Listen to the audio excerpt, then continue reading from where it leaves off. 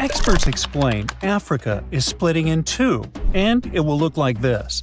Up close, the process is even more shocking, with a massive crack stretching from Mozambique in the south to the Red Sea in the north.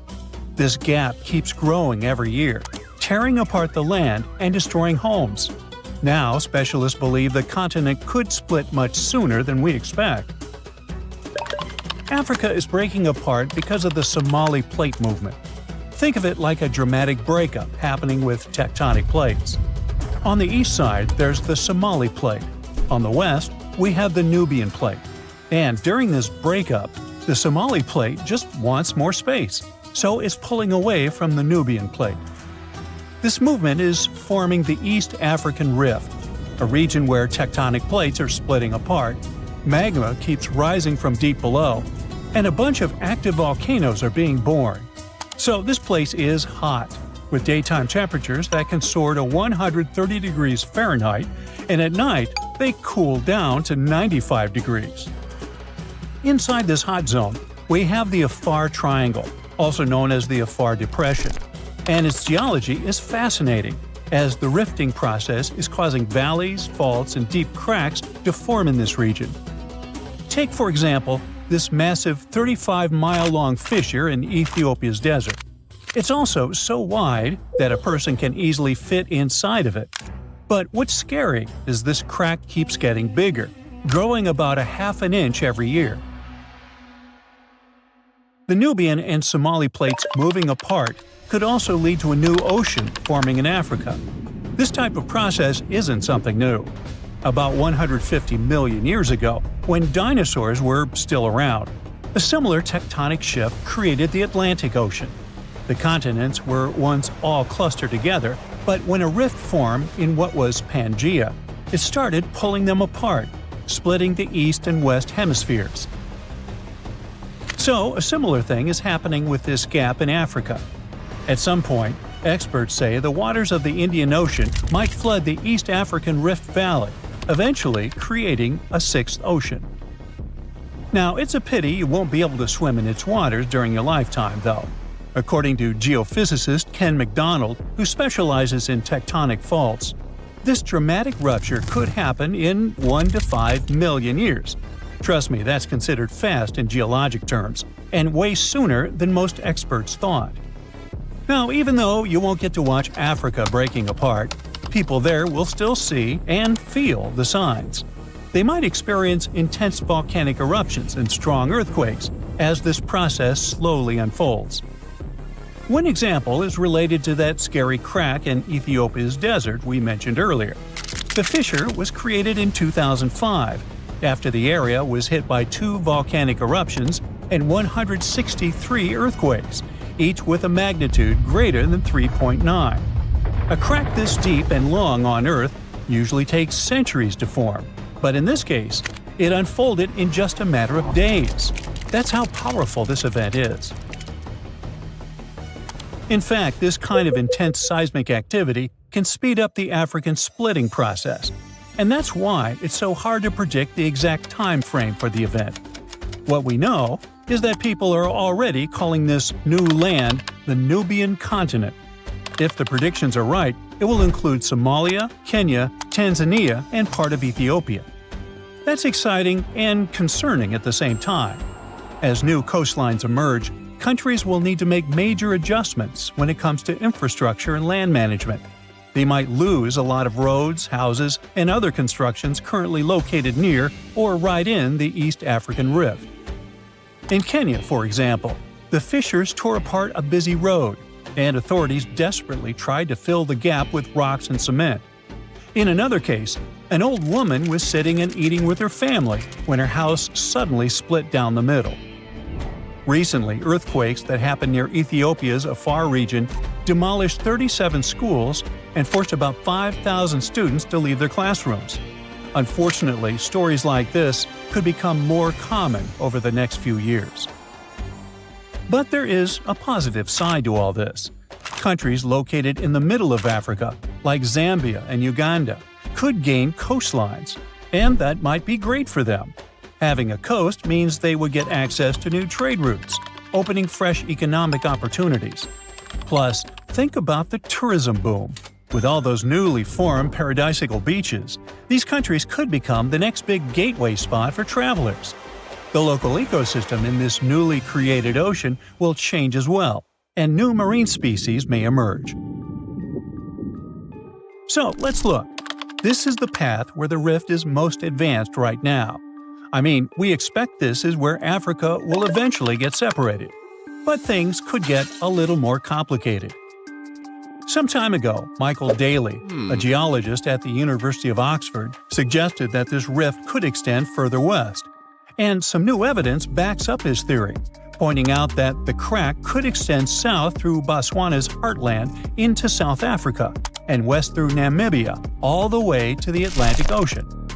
If these fractures widened into deep cracks, the ocean might come in and fill the gaps. Experts say Africa could split so much that it becomes an archipelago. But then again, we won't see that happening. It will take tens of millions of years for this to play out. We already know that Africa is at risk of breaking into a bunch of huge islands, or small continents. The news isn't great for Madagascar either, as the world's fourth largest island could end up being split in half. But can the opposite process happen?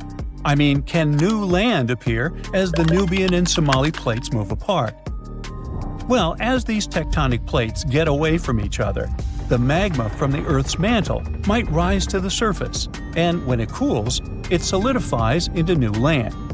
That's how other places in the world emerged, like Iceland and the Azores. So, yeah, the same process could happen in the East African Rift, and over the long term, it is possible that the rift could create new islands.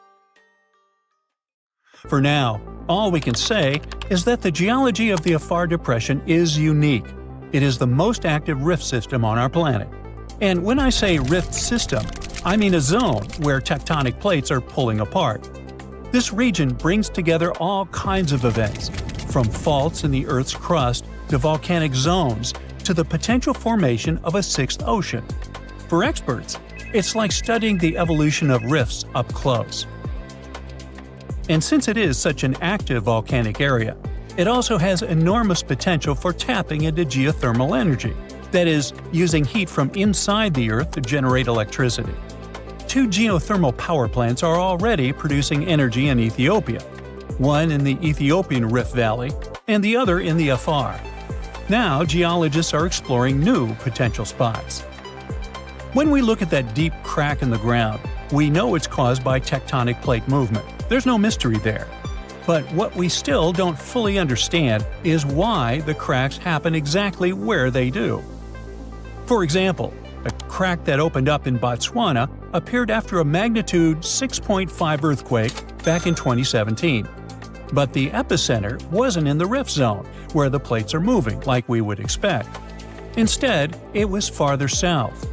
Since it's unusual for a rift to happen without volcanic activity, this fact really challenges our traditional ideas of how continents divide.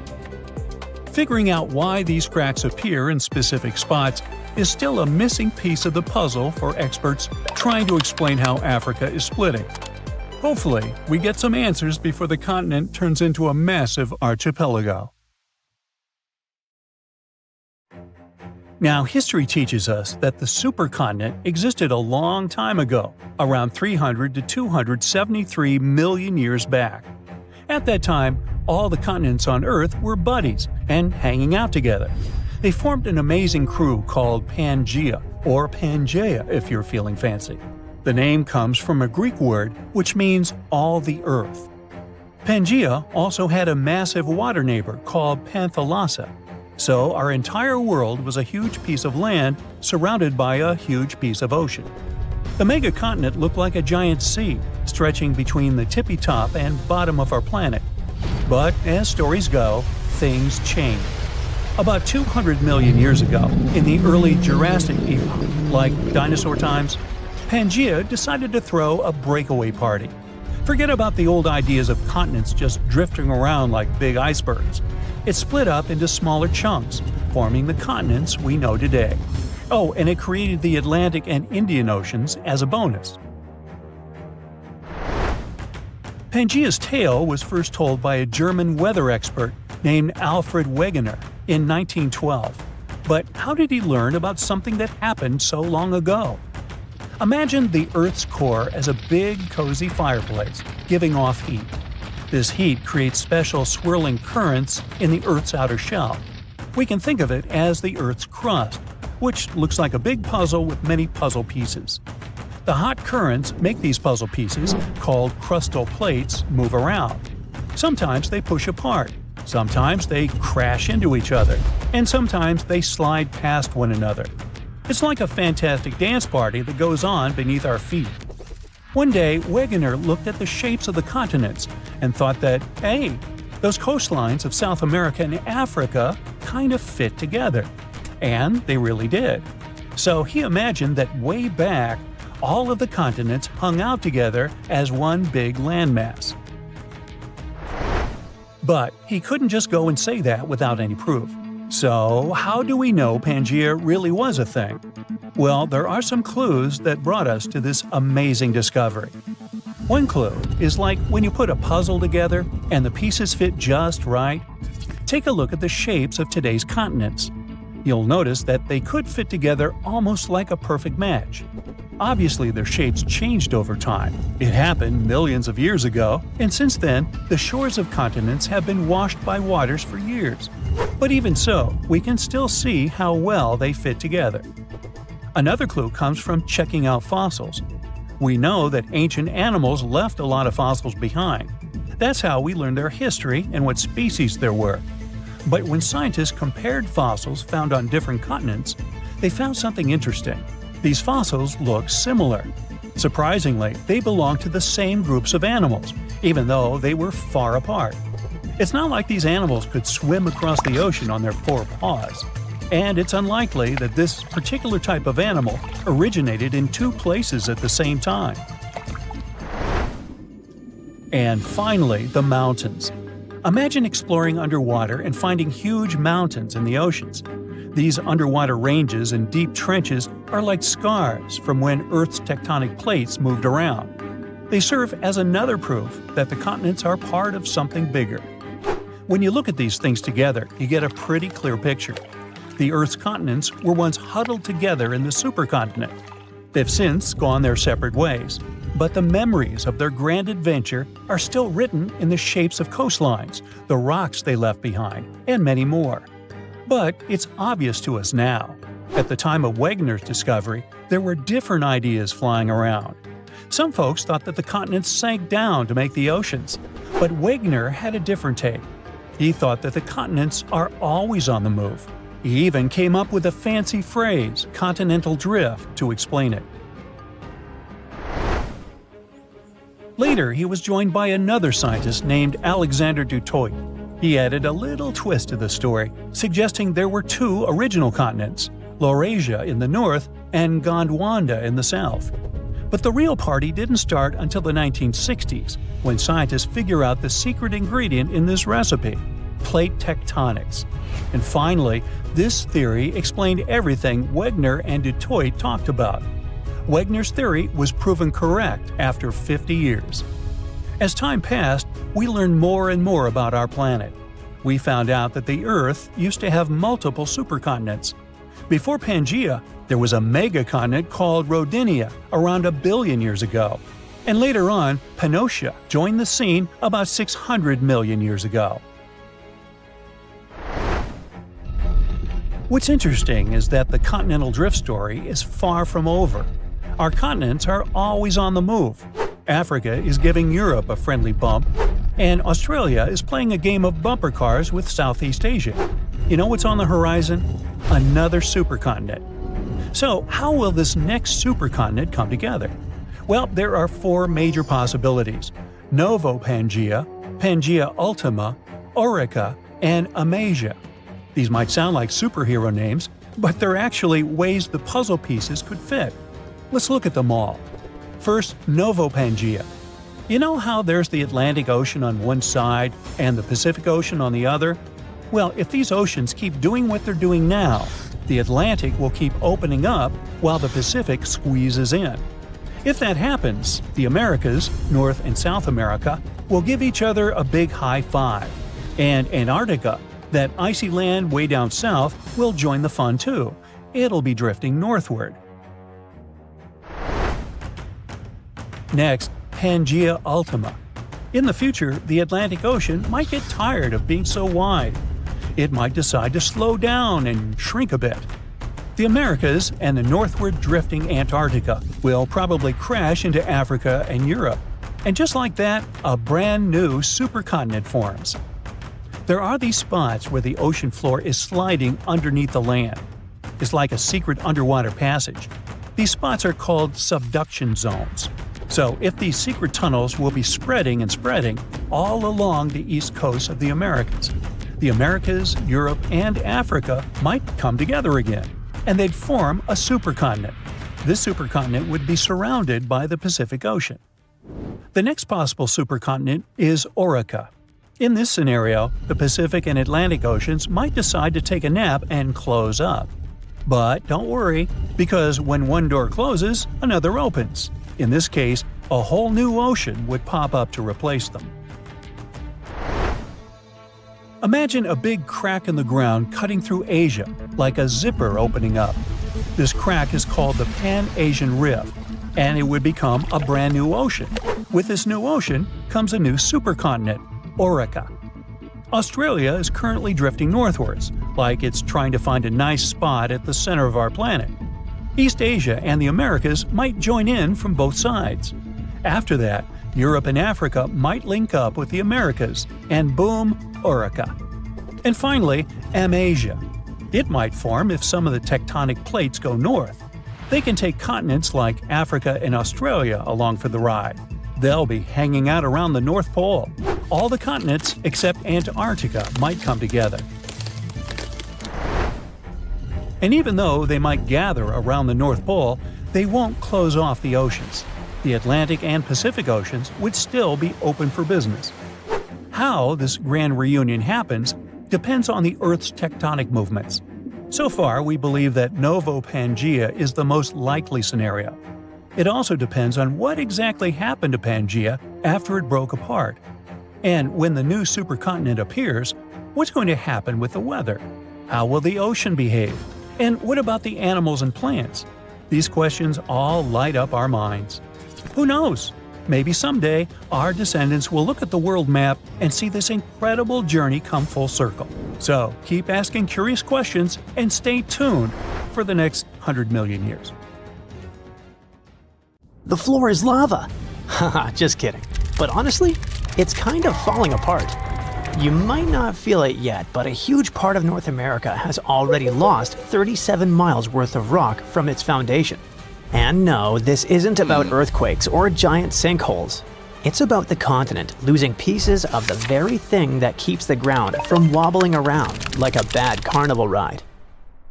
A team of researchers has just dropped a geological bombshell. Part of North America's ground is thinning out like a very sad, very slow ice cream drip. How do they know? They basically gave Earth a high-tech full-body MRI and created 3D maps showing how rocks once considered indestructible are now melting away into the planet's guts, like an upside-down cheese pizza inside an oven. But to really understand this mess, you first have to meet my old friends, cratons. Cratons are like the roots of the continents. They're thick, tough, and ancient. We're talking billions of years old. These bad boys survived meteor impacts, supervolcanoes, and even the tectonic movement of plates. If the plates got into fistfights, for example, you can bet we would see mountain ranges being born. If they got a divorce, drifting apart from each other, then a whole new ocean would be born. All of these things leave scars on the surface of Earth, but the cratons seem to always remain unfazed, like the cockroaches of geology. And since a craton can basically get punched in the face and feel nothing, scientists always assumed these things were nearly indestructible. But then, a group of researchers took their fancy machines to the test and realized that, wait, the cratons are falling apart? How? Enter the Farallon Plate, a really ancient tectonic plate that started to slide under North America's major plate over 100 million years ago. This is a pretty normal process, actually. It's called subduction, and it's how Earth recycles rocks and keeps itself from overheating. This subduction thing has been happening for so long that, by now, the Farallon is almost 400 miles away from the craton, sitting pretty chill at the lower mantle, weirdly close to the outer core of our planet. But the Farallon has been causing trouble, like that one roommate who moved out but keeps leaving weird stuff in the fridge. You see, as it sinks, it tugs on the bottom of North America's foundation, stretching it out and causing pieces to fall off into the deep mantle. And if that wasn't enough drama, the sinking Farallon has also leaked water and carbon dioxide into the surrounding rocks, making the craton even softer and easier to shred apart. Thanks, Farallon. Very cool of you. By studying hundreds of earthquakes across thousands of monitoring stations, scientists have confirmed the story. Big chunks of continental material are dripping downward, thinning the craton by as much as 37 miles. That's more missing rocks than can fit into a milk carton. Sounds dramatic, right? But don't worry. This is happening at a snail's pace. It'll take millions of years for anything noticeable to happen. Your great-great-great-great few grandkids from the distant future might still be standing on solid ground. But don't get too comfy. This thing may not be an urgent problem, but there's another type of sinking that's happening faster than you can say, "Help." Here's the thing. By 2050, at least 32 major cities in the US, including New York, Baltimore, and Charleston, could be partially underwater. And guess what? This one is mostly our fault. Scientists noticed that since 2007, some cities have been sinking into the ground between 0.04 and 0.08 inches every year. Charleston, in South Carolina, is pulling ahead in the worst way possible, sinking 0.15 inches annually. Sure, these numbers sound tiny and a bit ridiculous, but Charleston is barely 9 feet above sea level. And a little sinking goes a long way when the ocean is breathing down your neck. On really bad flood days, people there have to abandon their cars and basically swim home. This whole phenomenon is called land subsidence. And when you mix sinking land with rising sea levels, you get a disaster cocktail of flooded streets, salty farmland, ghost forests, and a lot of very cranky homeowners. And it doesn't stop with just homes. Infrastructure like bridges, roads, airports, and power plants, all things we rely on daily, are also at risk of serious damage. Flooded electrical grids and sunken highways could cause billions more in economic losses and create major safety hazards for communities. Now, let's be fair. Not everything is humanity's fault. Some of this trouble dates all the way back to the Ice Age. About 12,000 years ago, massive ice sheets covered the northern US. They were heavy, like seriously heavy. The weight pushed the land down, and when the ice melted, the ground didn't just pop back up like a trampoline. Instead, it started playing a weird game of geological seesaw. The places that were squished started rising, and the places that weren't got pulled down. This whole process, called glacial isostatic adjustment, try to say that 3 times fast. But of course, humans found a way to make it worse. Groundwater extraction is a major culprit. Think of it like pulling the stuff out of the mattress. After a while, the whole thing just sags. In places like California's Central Valley, the land is dropping by up to 8 inches a year because we keep pumping out water during droughts. In cities like New York, the problem isn't just water. Skyscrapers themselves are making it worse. Yep. Turns out if you stack millions of tons of concrete and steel onto soft ground, it tends to flatten. And in case you're wondering, the total mass of New York City's buildings is around 1.68 trillion pounds. That's about the same as 3.5 million statues of liberty piled up. With so much weight concentrated over a relatively small area, the underlying soils have no choice but to compress over time. And if you thought it couldn't get messier, think again. We've been building dams, which stop rivers from delivering fresh sediment to coastal areas. That sediment is kind of like Mother Nature's way of fluffing the ground back up. Without it, coastal lands are compacting like an old sponge Plus, when wetlands are drained for agriculture or construction, the peaty soil dries out and collapses. Honestly, it's like the ground just can't catch a break. Scientists also noticed that the areas that used to be lush wetlands are now among the fastest sinking spots in the country, especially along the Gulf Coast. Louisiana, for example, is losing about a football field of land because of this mix of subsidence and rising seas. So what's the end game here for us regular people who just want to live above sea level? Well, it's not looking great. Ghost forests, which are basically drowned woodlands, are popping up. Farmland is turning salty and unusable. And even sunny day flooding, where streets flood without any rain, is becoming a thing. Yikes! Meanwhile, over on the West Coast, California is not exactly winning either. San Francisco and Los Angeles are both sinking, which means that rising sea levels could hit them twice as hard and twice as fast. In some places like the Palos Verdes Peninsula, the ground has been sinking so fast, people over there might as well live like moles. So, is America turning into the next Atlantis? Probably not next week, but without serious action, like cutting back on groundwater pumping and planning smarter cities, at least 500,000 people are in serious danger. And the housing damage could easily rack up a jaw-dropping $109 billion by 2050. In the end, while North America isn't about to sink like a poorly made souffle, it's definitely showing some cracks in the crust. So maybe let's ease up on groundwater pumping, rethink how and where we build, and invest a little more in keeping our feet dry. After all, if the floor really does become lava someday, we're gonna wish we had at least fixed the leaks first.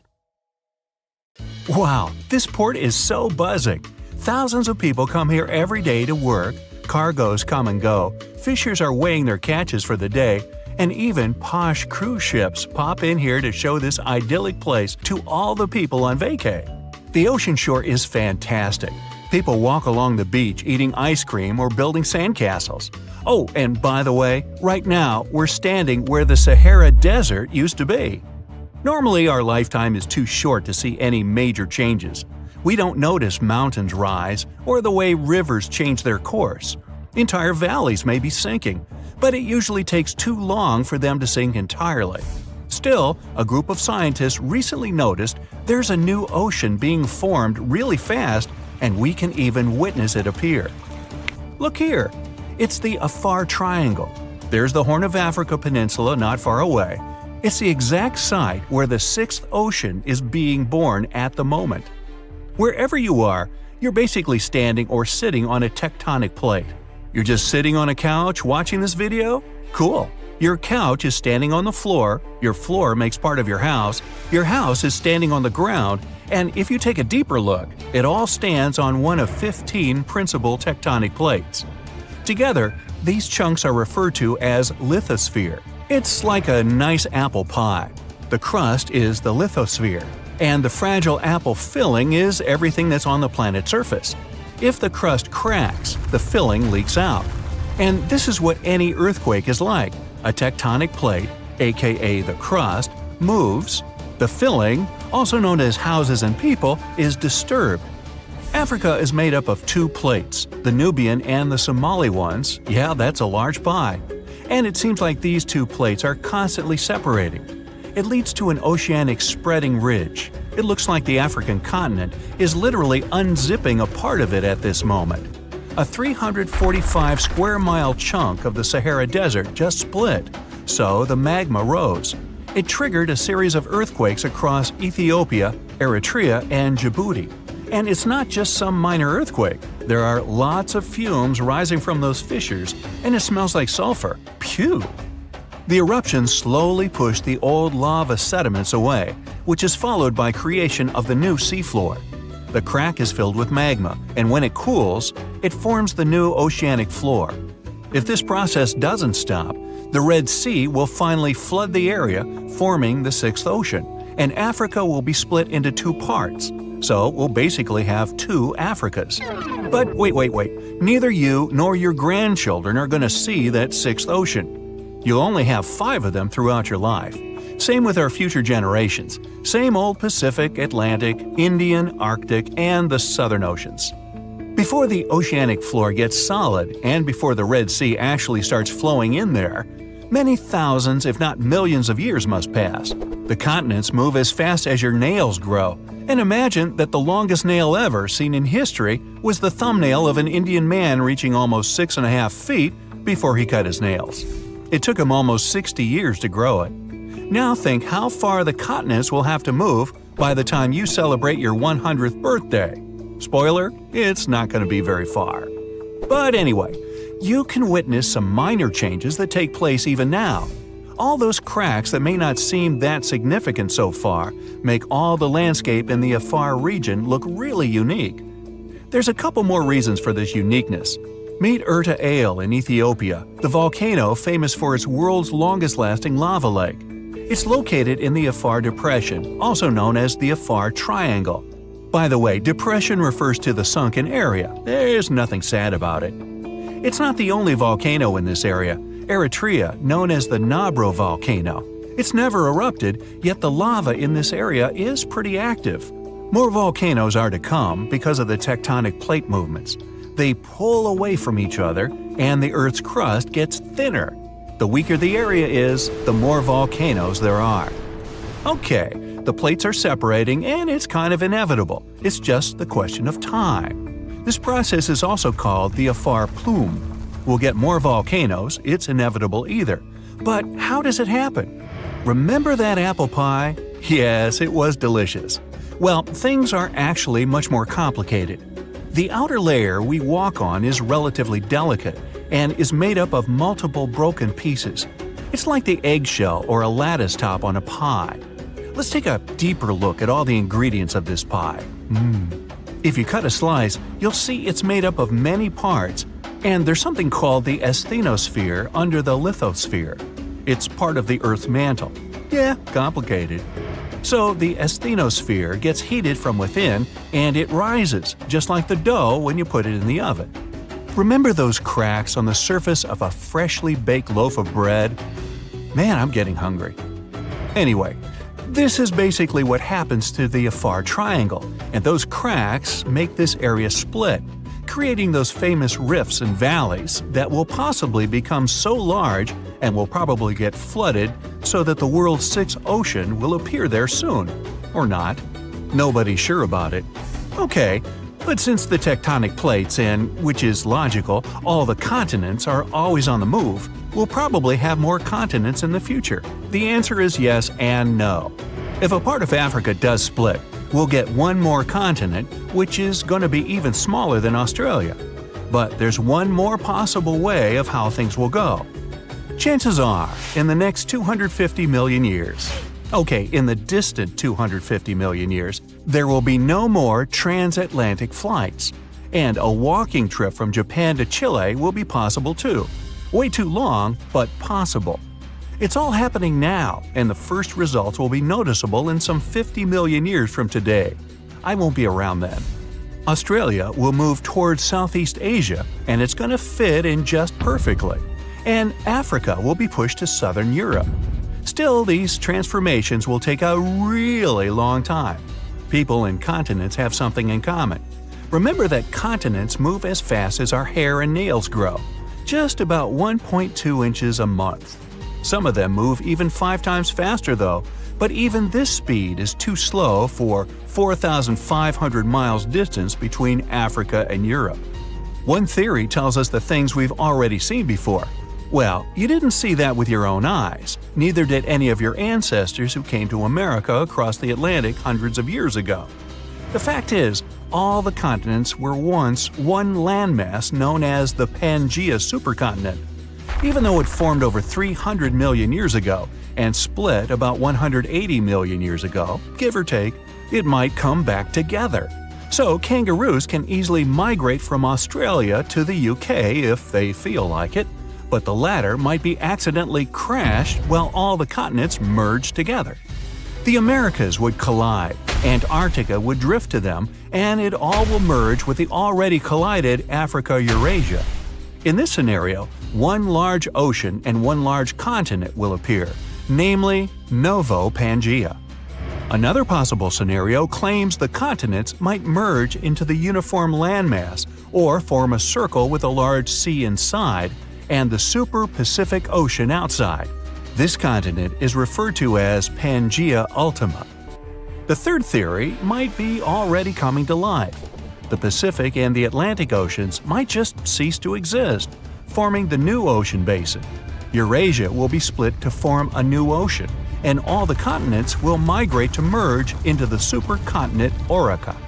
And the fourth and last theory claims that the Pacific and the Atlantic Oceans will remain almost unchanged, and all the continents but Antarctica will merge into one, leaving poor Antarctica even more isolated and abandoned than it is now. Nah, don't feel bad. Since all the continents keep drifting northwards even now, it's quite probable that almost all of them will meet up somewhere at the North Pole. Hey, quick question. How many continents are there? 7? Maybe 5? There's no correct answer. According to different approaches, the range is between 4 to 7. But it might actually be as many as 8. Chances are, a lost continent has recently been found between Greenland and Canada. This new continent discovery could also potentially be the key to how microcontinents form. What does this all mean, and what makes this hidden landmass near Greenland so important? Now, if you're like me, and if you are, then there's 2 of us, when you hear the word continent, you probably think of land like Europe or Africa, places above water where people live. But in science, a continent isn't about being above sea level. It's about what the land is made of. Earth's outer layer, called the crust, comes in 2 main types, continental and oceanic. Continental one is thicker, lighter, and made of different types of rock, like granite. The oceanic crust is thinner, heavier, and made mostly of dark volcanic rock. Now, the discovery under the Davis Strait between Greenland and Canada appears to be a piece of continental landmass, even though it's under the ocean. Scientists call it a proto-microcontinent, because it began to break off from a larger terrain millions of years ago, but never quite made it. As tectonic plates slowly shifted, the Earth's crust in this region stretched and cracked. One chunk started to split away, but for some reason, the process stopped. It didn't drift off like a full continent, and it didn't sink like ocean crust either. Instead, it stayed right there, floating beneath the waves all this time. This makes it different from true microcontinents, like Zealandia, which have completely detached and now exist as separate tectonic blocks. Zealandia is a submerged microcontinent near New Zealand. About 94% of it lies underwater, but because it's made of continental crust, many geologists say it qualifies as Earth's 8th continent. However, Zealandia is still debated because it's too big to be a microcontinent, and there's no official global body to define its status. There's no global organization like the UN or some kind of international geology council that can declare, hey, this is a new continent. Unlike Madagascar, which is fully above sea level and widely accepted by geologists as a classic example of a microcontinent, Zealandia is still waiting for a proper label. I know you're probably wondering, isn't Madagascar an island? The simple answer is, it's both. It's the 4th largest island in the world, completely surrounded by water. But it's also geologically considered a microcontinent because it broke off from the supercontinent Gondwana around 88 million years ago and is made of continental crust, not oceanic crust. Unlike volcanic islands like Hawaii, this isn't just built from lava. It's a real piece of ancient continental crust. So, Madagascar checks both boxes: island by geography, microcontinent by geology. And that's exactly why these discoveries can be fascinating. Just like Madagascar stands out above the waves, this newly discovered landmass under the Davis Strait stands out beneath them, thanks to its unusual structure. What makes it stand out is its unusual thickness. Most of the ocean floor is thin, like metal. This is more like packed clay, layered with continental materials. Underneath this cozy comforter, scientists discovered some odd layers of rock, unusual because they're not where they should be. These layers act more like the materials found on continents rather than those typically seen on ocean floors. There are hints of granite-like formations and distinct magnetic properties, which suggest that this stuff is similar to what makes up dry land. The size is also remarkable. The proto-microcontinent is about 12 to 15 miles across, which makes it roughly the size of a mid-sized city, like Manhattan Island at 6,500 feet underwater. The fact that it sits right under the Davis Strait, one of the widest ocean passages on Earth, makes it one of the largest submerged continental fragments we've found. According to researchers, this landmass began to form between 58 and 49 million years ago, when Greenland and Canada were slowly drifting apart. Maybe they just weren't getting along. Hey, it happens. As they pulled apart, the crust under the Davis Strait stretched, and one of the main fault lines shifted. But the breakup didn't finish. Around 48 million years ago, the rifting stalled and Greenland's motion away from Canada slowed dramatically when it later bumped into Ellesmere Island. It's like a car swerving off and then back onto the freeway, a turn that was never completed. That's basically what happened. A chunk of land got stuck between the motion. It didn't float off into the ocean like a new continent, and it didn't get pulled down into the Earth either. It just stayed where it was, stranded beneath the water. But that's not all. This chunk has its own fault system, and scientists say it actually looks like a miniature version of the San Andreas Fault in California. Now, a fault is basically a crack in the Earth's crust where sections of rock slide past each other. Think of it as a place where the Earth's surface split and tried to slide sideways. In California, this movement still happens today and can cause earthquakes. But under the Davis Strait, it's a different story. The movement started, then suddenly stopped, like hitting pause in the middle of a big shift. It's a frozen moment in the planet's past, preserved right beneath the waves. For geologists, that makes the microcontinent under Davis Strait incredibly valuable. That sudden pause in motion helps explain why some chunks of land break away cleanly, while others twist, stall, or disappear. But this isn't just academic. By studying how continents break apart or stall, scientists can better predict future shifts in land, fault lines, and seismic activity. And predicting earthquakes and geological hazards could prove quite valuable to everyone. Knowing how microcontinents form could help us anticipate how the planet's surface might shift over millions of years, which affects everything from climate models to resource availability. But even just the technological advancement needed for such discoveries is greatly beneficial. The same tools used to map this hidden land are used for oil exploration, laying undersea cables, climate monitoring, and even search and rescue missions. Speaking of technology, for a long time, this hidden landmass near Greenland remained invisible. Just 10 or 15 years ago, the ocean floor under the Davis Strait was basically a mystery. It's deep, almost frozen, obviously not the easiest place to explore. But today, thanks to modern tools, a new continent discovery could be just a matter of time. Scientists can finally see and hear what's going on under all that water. First, they use seismic reflection imaging. That's a method where ships send sound waves down to the ocean floor and record how they bounce back. Various layers of rock reflect sounds in different ways, which helps build a picture of what's hidden underneath. It's kind of like how bats use echoes to see in the dark. Satellites also play a role in collecting gravity data. This may sound strange, but different types of rocks have slightly different weights. Heavier rocks create stronger gravitational pull, and satellites can measure those tiny differences.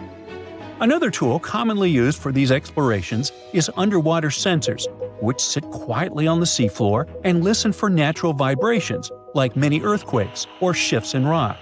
These vibrations help scientists figure out what the crust is made of and how thick it is. They're basically ears on the ocean floor. They also most likely used AUVs, or autonomous underwater vehicles, basically robot submarines that can scan the seafloor in high resolution even under thick ice. In any case, scientists are very excited because this new continent discovery is more than just a geological surprise. It's what they call a natural laboratory. The study of the microcontinent Davis Strait offers a rare opportunity to understand how microcontinents form, evolve, and sometimes fail to fully separate. It also reminds us that Earth's crust isn't as neatly divided as we once thought. Beneath the ocean, There may be other hidden landmasses near Greenland or elsewhere, almost continents, just waiting to be found.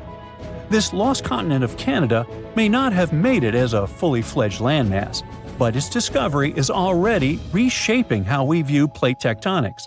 And thanks to advances in technology, places we once ignored are now offering up secrets about the planet's deep past, and maybe even its future.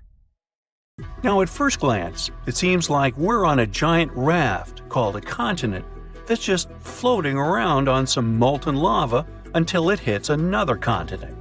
Okay, let's make a quick stop at high school science class.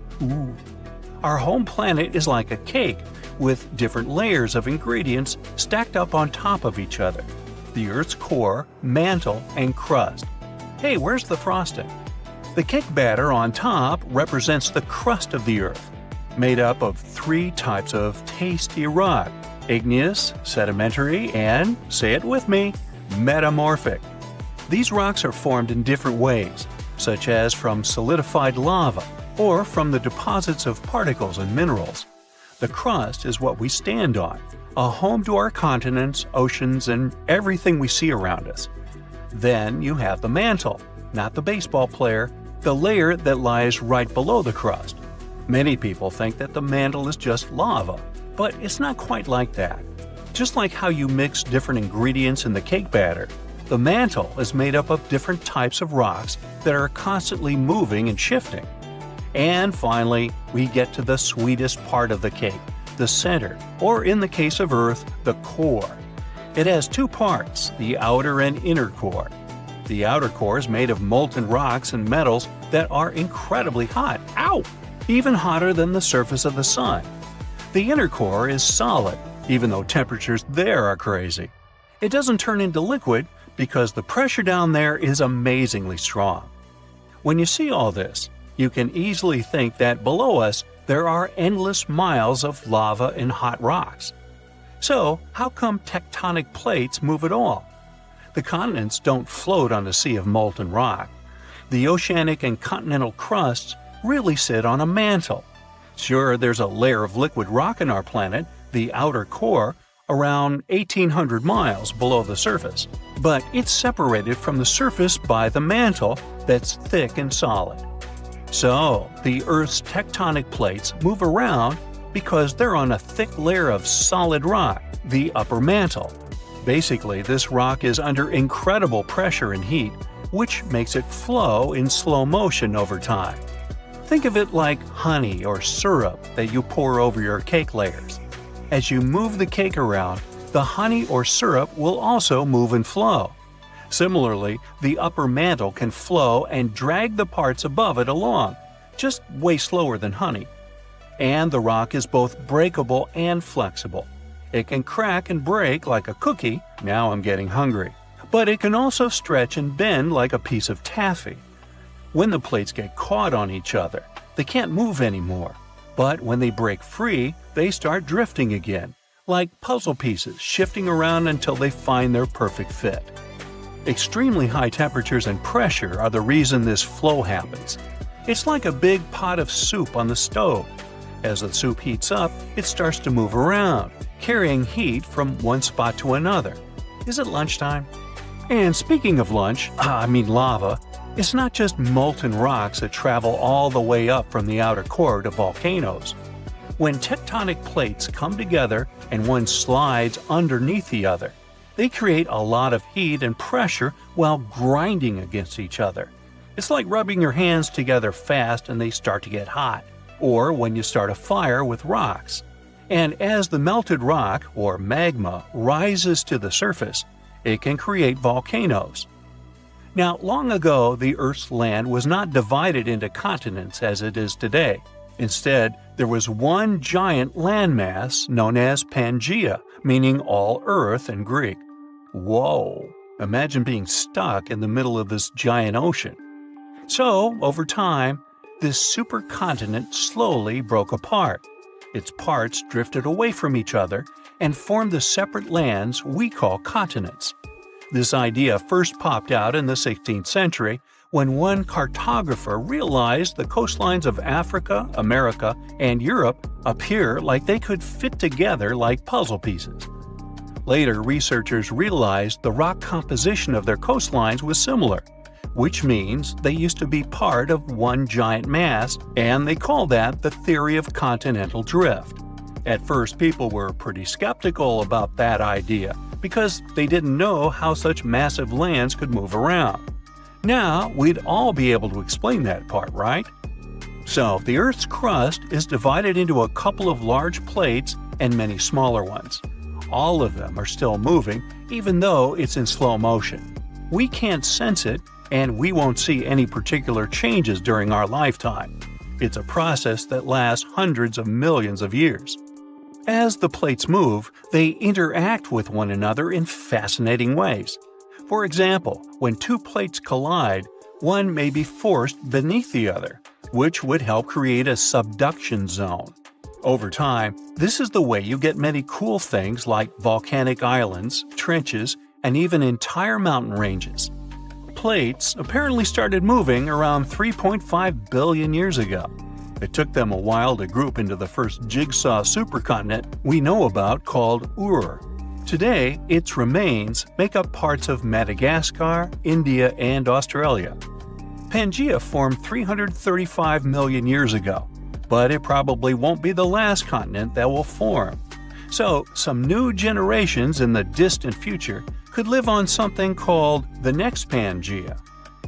When the oceanic crust of the Atlantic Ocean slowly takes its place under the continental crust, the oceanic basin of the Atlantic is going to close, which is why the continents will end up pulled together. This means the Americas will meet Africa, and Eurasia will be flipped on its side. So, people might live on a giant landmass in the shape of a ring, clustered around the inner sea, or at least what's left of it. Or maybe continents will take another direction and make up a different jigsaw puzzle called Amasia. In this scenario, the Americans will drift westward, fuse with Australia, and pivot to around Siberia. And then there's more. Novo Pangea is the option where the Americas swing together to embrace Antarctica and Australia, and Africa legs off to the northwest. Basically, all continents here get together to form a giant landmass that stretches from one pole to the other. Ready for one more? Nah, come on. A recent projection called Eureka gives an idea similar to Novo Pangea. It's just that all continents here unite to become one gigantic land that clusters around the equator. Maybe this would be my favorite one to live at, with the sunny weather and the beach all the time. And who knows what kind of magnificent trenches, mountains, islands, and other geological beauties we'd get with this giant supercontinent. Pangea broke up about 175 million years ago. As the Atlantic and Indian Oceans began to widen towards the east, the Ring of Fire was formed. It's a path that goes along the Pacific Ocean with so many frequent earthquakes and active volcanoes. This way, Eurasia was unable to cross this border and continue moving westward. And now Eurasia could move laterally along the Ring of Fire. The subduction zones kind of act like a barrier that forces the tectonic plates to move in different directions. So Eurasia could eventually collide with the Americas and form something similar to Amasia. It would be cool to sit there, grab the popcorn, and watch it from the side. But this is something that won't happen for the next 50 million years at least. I'm willing to bet I probably won't be here to see it. Different theories talk about different positions where this new supercontinent might end up one day. But it seems it will probably be somewhere in the polar area, centered on what we today recognize as the Arctic Ocean. Not my cup of tea. Bring me back the sunny one. Wait, scratch that. Let's go eat. So, you might have heard that Yellowstone National Park is sitting on top of a giant supervolcano. That's a reason why the area can boast powerful geysers and hot springs. But it also means that underneath Yellowstone there is an enormous magma chamber. In 2015, researchers from the University of Utah found out that this chamber was much bigger than everyone had previously thought. They even found one more reservoir with magma under the top one. Apparently, the more spacious the chambers are, the more magma they contain. Together, the two reservoirs store a glob of magma that could easily fill the Grand Canyon not once, but 11 times. But you know the most worrying thing about the magma chambers? They tend to push against the ground above them.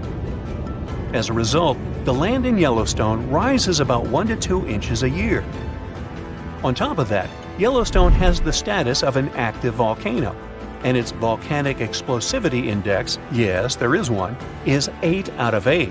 Such a high number means that if this volcano erupted, it would be an apocalyptic event. To put it into perspective, the eruption of Pinatubo in the Philippines in 1991, which is considered the most powerful in living memory, was given a mere 6 on the Volcanic Explosivity Index. Ha! Loser. Now, let's figure out if there's anything to worry about. In March 2023, the University of Utah seismograph stations recorded 354 earthquakes in the entire region of Yellowstone National Park. Sounds like a lot. But keep in mind that the most impressive event of the month was a mini earthquake of magnitude 3.7. It was part of a swarm of 106 earthquakes that began on March 29th and continued until the end of the month. Yep, earthquakes apparently also come in swarms, so be aware. Experts say that Yellowstone's seismic activity is, well, kind of more active than usual, but it's really nothing serious. A geophysicist working at Yellowstone Volcano Observatory called Michael Pollan claims that the volcano won't erupt anytime soon. For this to happen, there must be enough magma ready to erupt beneath the surface. Whew. There should also be enough pressure to cause this magma to rise. But neither of these conditions exist today. According to the expert, Yellowstone is stable now. At the same time, Pollan and his team are keeping track of all kinds of underground activity, looking for warning signs of possible eruptions. Some of them can be the frequency of earthquakes and ground deformation. Thousands of mini earthquakes, coupled with extreme changes in the surface of the ground in that area, can be alarming. The team also monitors the temperature of the park's thermal features. That's another noteworthy sign of a potential disaster. Park-wide changes in geyser activity, as well as gas and thermal emissions. So, despite the media claims that Yellowstone is due to erupt soon because the last eruption happened 70,000 years ago, that's not how volcanoes work. Experts say that it's one of the most popular misconceptions about volcanoes. They don't follow timelines. If a supereruption did happen, though, the most worrying thing for us would not be the lava flows, and not an earthquake that would most likely accompany the natural disaster. No, the worst consequence of such a supereruption would be ash and ashfall. Let's have a look at what it was like when the Yellowstone volcano erupted many years ago. There have been at least 3 supereruptions in the history of the volcano. The most powerful of them was 2,500 times more devastating than the terrifying eruption of Mount St. Helens in Washington state in 1980. As for the most recent supereruption, it was dubbed the Lava Creek eruption. It formed the Yellowstone caldera after spewing out an insane amount of dust, volcanic ash, and rock into the air. Recently, scientists have also learned about 2 other previously unknown supereruptions that happened around 9 and 8.7 million years ago. The younger of the 2 is now considered to be the largest recorded event of the whole Snake River Yellowstone volcanic province. Anyway, let's have a look at what was going on all those millions of years ago. Because I wasn't around then, so we're all assuming this stuff based on evidence. The first signs of the disaster appeared long before the catastrophe broke out. For thousands of years, the heat had been welling up from within the planet's insides. It had been melting rock beneath the planet's crust and leaving behind huge chambers. They were filled with a pressurized mixture of semi-solid rock, magma, water vapor, and different gases, including carbon dioxide. all this scorching underground soup was expanding since more and more magma arrived with time. The land over the volcanic system was rising upward almost unnoticeably. A year before the supereruption, Yellowstone gave a warning, a burp maybe, but that long ago there was no one who could interpret these signals. Plus, those alarming processes were mostly going on underground. For example, decompression releases gas bubbles.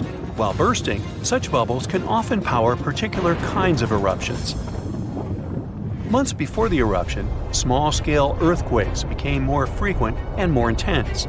The ground in many spots all over the supervolcano got hotter than it used to be. Surface lakes and groundwater also became warmer. If people had been around at that time, they would have noticed unusual steam fogging in that area. Not long before the eruption started, the growing pressure pushed the ground over the magma chamber up. This created a dome-shaped uplift. Narrow cracks started to open along the edges of this dome. Imagine opening a bottle of soda after you've shaken it. Something like that was happening near the volcano. Think Mentos and Diet Coke. The pressure was released through the fractures when gases were bursting out from under the surface. So right before the disaster, the ground around the Yellowstone volcano lifted. Geothermal pools and geysers heated up to boiling temperatures and got more acidic than usual. The magma started to rise toward the surface. At one point, the rock roof of the magma chamber couldn't resist anymore, and the eruption kicked off. Small but constant tremors began to move the ground days before the catastrophe. But the real shaking didn't start until several minutes before the eruption. With a deafening roar, a massive column of lava and ash hurled up into the air. Within several minutes, a pyroclastic flow rushed across the area at a hurricane-force speed. Such a flow is a liquid mixture of half-solid lava pieces, volcanic ash, and hot expanding gases. It looked like an extremely hot toxic snow avalanche. With a temperature of about 1300 degrees, it was burning everything in its path. The volcano kept pumping ash for days on end. For all living creatures, ash fallout was one of the most dangerous consequences of the eruption. Volcanic ash turns into glassy cement within seconds of being inhaled. Most animals didn't have a chance to survive. Even thick trees started to collapse under the weight of this dense substance. It only took a couple of days until a thick layer of ash covered huge territories. After the ash got into the stratosphere, the temperatures all over the world started to drop.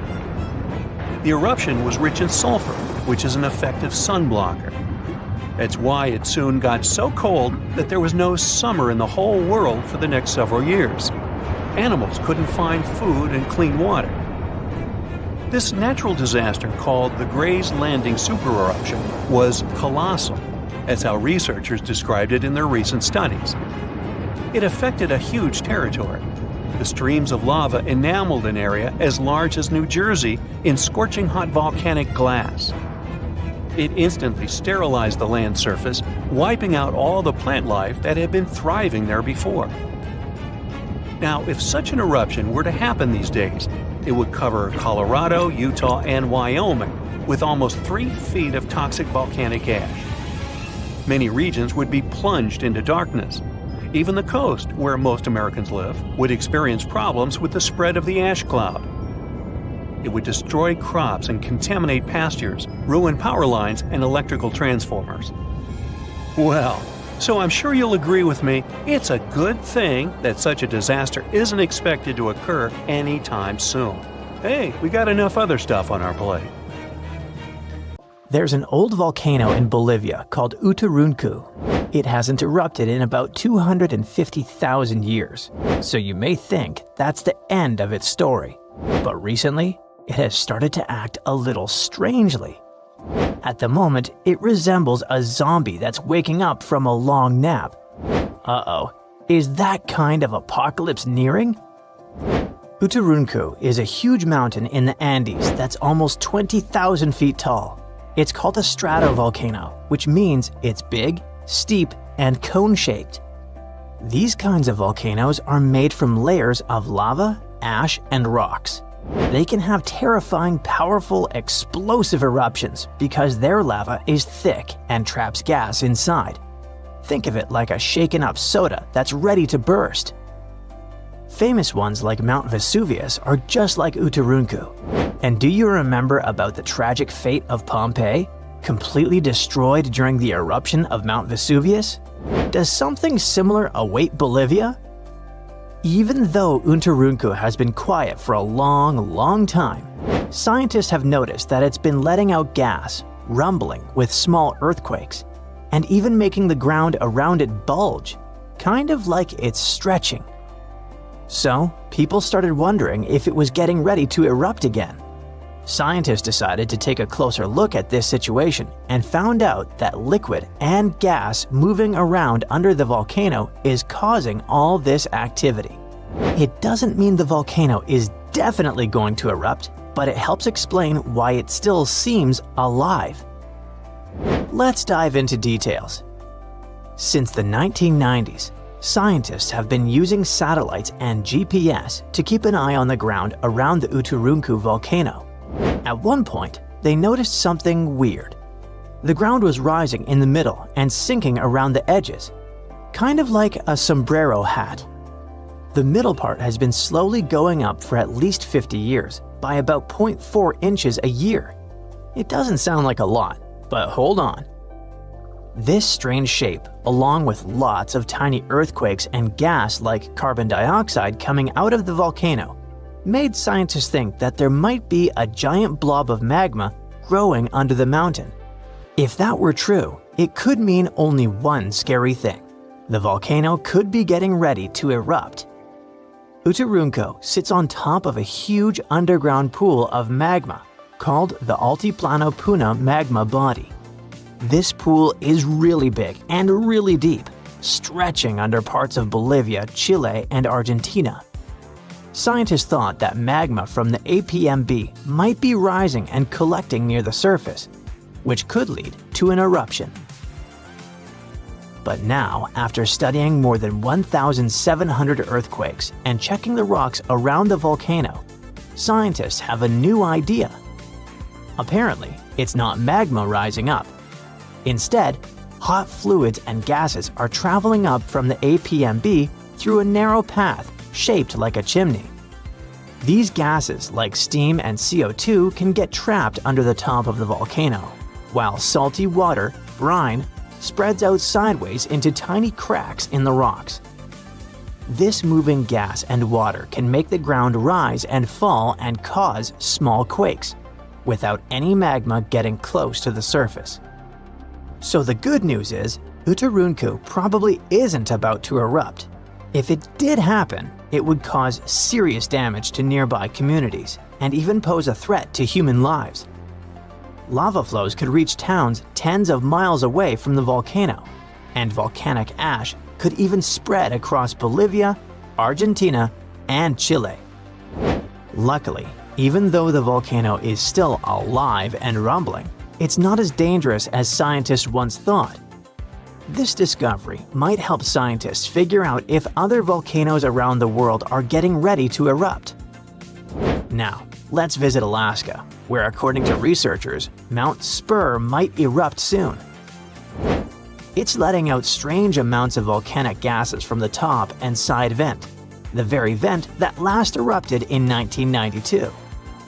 If it erupts again, it could cause problems for airplanes flying nearby and might send ash falling from the sky. The good news is that nobody lives close to it, so people are safe for now. But even though Mount Spur isn't super dangerous, there are other volcanoes around the world that could be really destructive. One of those is Campi Flegrei, a giant volcano system near the city of Naples. Instead of one big mountain, it has 24 craters spread across the area. It last erupted in 1538, but its biggest eruption happened about 40,000 years ago. That explosion covered the whole Mediterranean region in ash and made temperatures drop by up to 16.2 degrees Fahrenheit in Eastern Europe, which led to a very cold volcanic winter. If Campiflegrei erupted again today, it could be very dangerous. It might cover Naples and nearby places in ash, causing earthquakes and landslides, and create air pollution and acid rain. Scientists are keeping an eye on it, especially after a 4.4 magnitude earthquake shook the area in March 2025. But the good news is there's no sign that magma is rising to the surface right now, which means an eruption isn't expected soon. Still, since Italy has a lot of volcanic activity, experts continue to watch it carefully. Mount Vesuvius is also in Italy and is one of the most famous volcanoes in the world. It's known for its huge eruption in 79 CE that buried the Roman cities of Pompeii and Herculaneum. The last time the volcano erupted was in 1944. Today, Vesuvius is even more dangerous because over 3 million people live near it. Around 700,000 people are living illegally right on its slopes, which puts them even more at risk. If the volcano erupts again, it could send rocks and ash flying through the air at nearly 100 miles per hour and cause major destruction, possibly even wiping out Naples.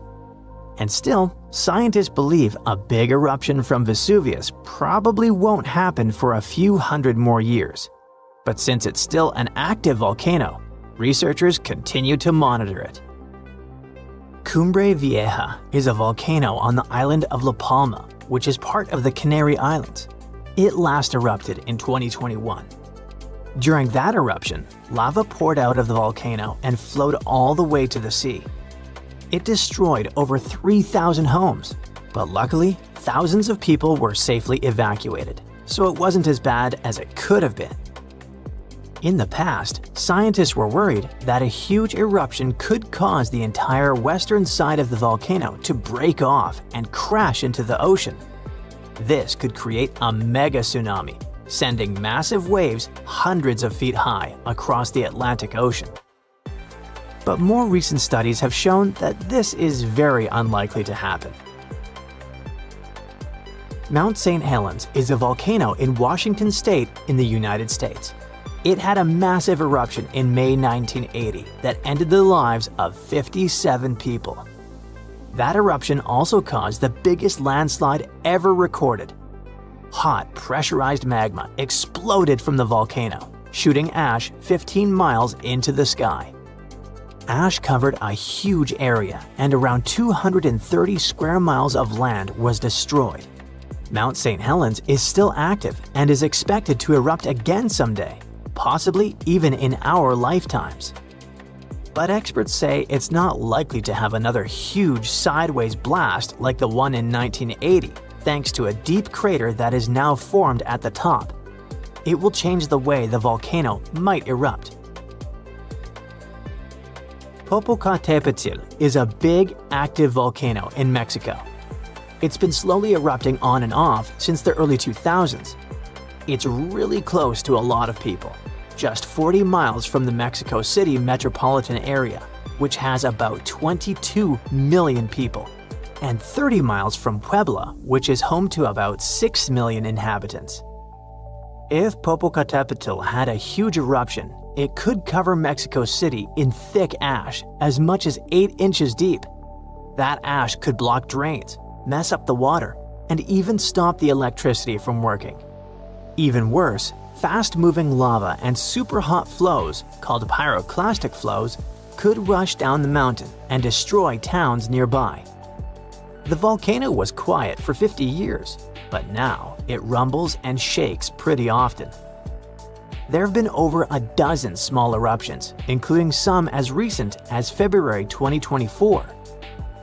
Some nearby places got covered in ash, but scientists say this isn't too surprising, and they're keeping a close eye on it. When we think of active volcanoes, one region comes to mind: the Ring of Fire in the Pacific Ocean. 3/4 of Earth's volcanoes sit within this belt. Compare the area to Australia, which doesn't have any volcanic activity. The old continent of Europe is also calm, or at least we like to think so. Can you guess what the most active volcano in Europe is? If you thought of Mount Etna on the island of Sicily in Italy, you were right. The volcano has erupted about 200 times and has been far from sleeping in recent decades. The last time this happened was in August 2023. The highest mountain in the Mediterranean is 500 million years old. But in Iceland, there is a much younger volcano. It sprang into action on the 10th of July 2023. In the afternoon, 3 fissures appeared in the ground on a peninsula in the southwest of the island. This was at a base of a small mountain peak. Its name means Little Ram in the local language. The volcano spewed molten lava high into the air. There were also gas plumes in the area. But the scientific community wasn't surprised by the event. They already knew about the volcanic area that stretches between the cities of Reykjavik and Keflavik. Its name is hard to pronounce. Hey, I want to buy a vowel. It had already erupted during the previous 2 summers. This activity came after 8 centuries of dormancy. In the days leading up to the latest eruption, seismologists, the scientists who study earthquakes, recorded over 12,000 tremors. When the ground opened up in July, the fissures were over 1.5 miles long. The following morning, 2 of them closed. All the lava was now coming out of the last fissure. It grew into an elongated cone, the simplest shape of volcano we are all familiar with. The lava soon filled a large crater. It grew almost 100 feet tall during the first week, and it is still growing. On the night when the eruption started, lava spread out in all directions. Its cinders set ablaze the dry moss in the vicinity. Local authorities closed off the surrounding area. There were toxic gases from the volcanoes and smoke from the burning moss. Firefighters flocked to the area. After a week, they proclaimed the area safe. Visitors soon came to witness the birth of Europe's youngest volcano. This form of tourism is quite developed in Iceland. People come from all over the world to watch active volcanoes. The land of fire and ice is home to more than 130 volcanoes. Some 30 of them are active. Now, I know what you're thinking right now. Is volcano tourism safe? In Iceland, it is. The country's authorities research and constantly monitor all of the hotspots. The island is dotted with several dozen seismic stations. These help researchers accurately predict future eruptions, and emergency services are accustomed to these sorts of events. They can quickly cordon off danger zones. This is what happened in 2010. A volcano in the south of the island, the name of which everyone struggled to pronounce, erupted. It spewed out a plume of steam and ash that was 7 miles high. This wasn't a fun time to be an air traveler. Winds carried the enormous plume southeast toward northern Europe. Many countries closed their airspace for several days for safety reasons. The volcano erupted in March, but the Earth was shaking from January the same year, so seismologists knew that an eruption was approaching. When it comes to the continent's youngest volcano, the tourist infrastructure is already there. Visitors can leave their cars at a designated parking lot. Then they go on a 5-hour-long trek. This leads to a viewing deck. Tourists are so close to the epicenter that they can feel the heat haze from the crater. The sight is the most impressive at nighttime. Safety is never a concern. Scientists regularly chart out hazard maps that outline the borders of lava fields. This way, visitors who stick by the rules are never in harm's way. More than a week after the eruption started, a section of the crater collapsed. Lava flowed downhill west of the volcano. This majestic smoldering hot river is slow-moving lava. Scientists categorize it as an AA type. The term is Hawaiian. It describes basaltic lava that has a rough and brittle surface. The flow is composed of broken lava blocks that are called clinkers. They fall off as the substance flows. This reveals red-hot areas. The cooler sections of lava are gray and black in color. When it moves forward, it produces a distinctive sound like shattering glass. Nearly a month after the eruption of the new volcano, we got aerial footage of an interesting phenomenon. A tornado formed directly over the lava flow. This occurs due to the high temperatures in the area. When the conditions are right, a column of heated air can easily turn into a mini tornado. Scientists observed a similar event happen during the 2018 eruption of Mount Kilauea in Hawaii. The lava fields of Europe's second-largest island tell the story of the creation of Iceland. It sits above the place where the North American and Eurasian plates meet each other. Tectonic plates are huge, rocky chunks of Earth's most outer layer. There are roughly 20 of them. They rest on a partially molten layer of rock. All the lava we see on the surface starts its journey here. You could say that these plates float on molten rock. Their boundaries are unstable, so when two plates grind past each other, they release tremendous amounts of energy. The formation of volcanoes is one result. These are places where the molten rock travels upward to the surface. Iceland began to form some 60 million years ago. The tectonic plates under the ocean drifted apart. Enough lava piled up on the surface to create solid ground. This ancient rock is under the waves today. As new lava reaches the surface and cools down, it pushes the old rock away from the center of the island. That's why the oldest parts of Iceland aren't 60, but only 16 million years old. The country's active lava fields are young in geological terms. Some of them are under 1,000 years old. Scientists consider the island a hot spot for volcanoes, pun intended. Nearly a third of the basaltic lava that reaches the Earth's surface in recorded history came from Icelandic eruptions. Fissure swarms, like the ones before the 2023 eruption, cover 30% of the Nordic country. For this reason, only a quarter of the island is inhabited. Norse Vikings were the first people to settle in Iceland at the beginning of the 10th century. Nature threw them a loud welcoming party. Just a few years after their arrival, they witnessed one of the greatest volcanic eruptions in history. Vikings came from a region without volcanoes, so they had no clue as to what was going on. Today, Icelanders are used to such events. This is good because their homeland is entering a new era of volcanic activity. Volcanologists suspect that recent events are an introduction to decades of more frequent eruptions.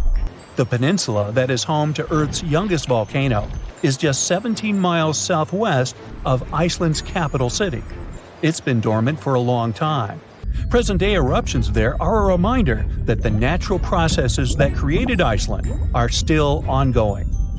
Recently, scientists discovered that there's a historical link between volcanic eruptions in the north of Europe and glaciers. Our planet went through at least 5 major ice ages. These were exceptionally lengthy periods when the average temperature on Earth dropped. The result was the expansion of ice sheets across northern Europe and North America. The last ice age ended some 10,000 years ago. Researchers are still trying to fully understand how these glacial periods affected volcanic activity. They suspect that the sheer weight of all that ice disrupts the flow of magma underground. When glaciers retreat, the pressure is lifted. This makes it easier for lava to flow upward to the surface where it bursts.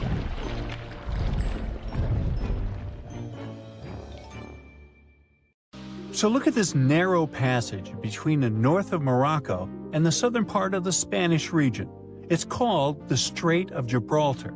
There are only 8 miles between the two continents, but for some reason, there's no bridge, despite people having been dreaming for centuries about connecting these two regions.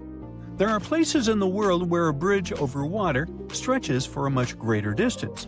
For example, the Lake Pontchartrain Causeway near New Orleans, Louisiana, goes for 24 miles, which is 3 times the length of the hypothetical bridge between Africa and Europe. That's listed in the Guinness Book of World Records as the longest continuous bridge passing over water.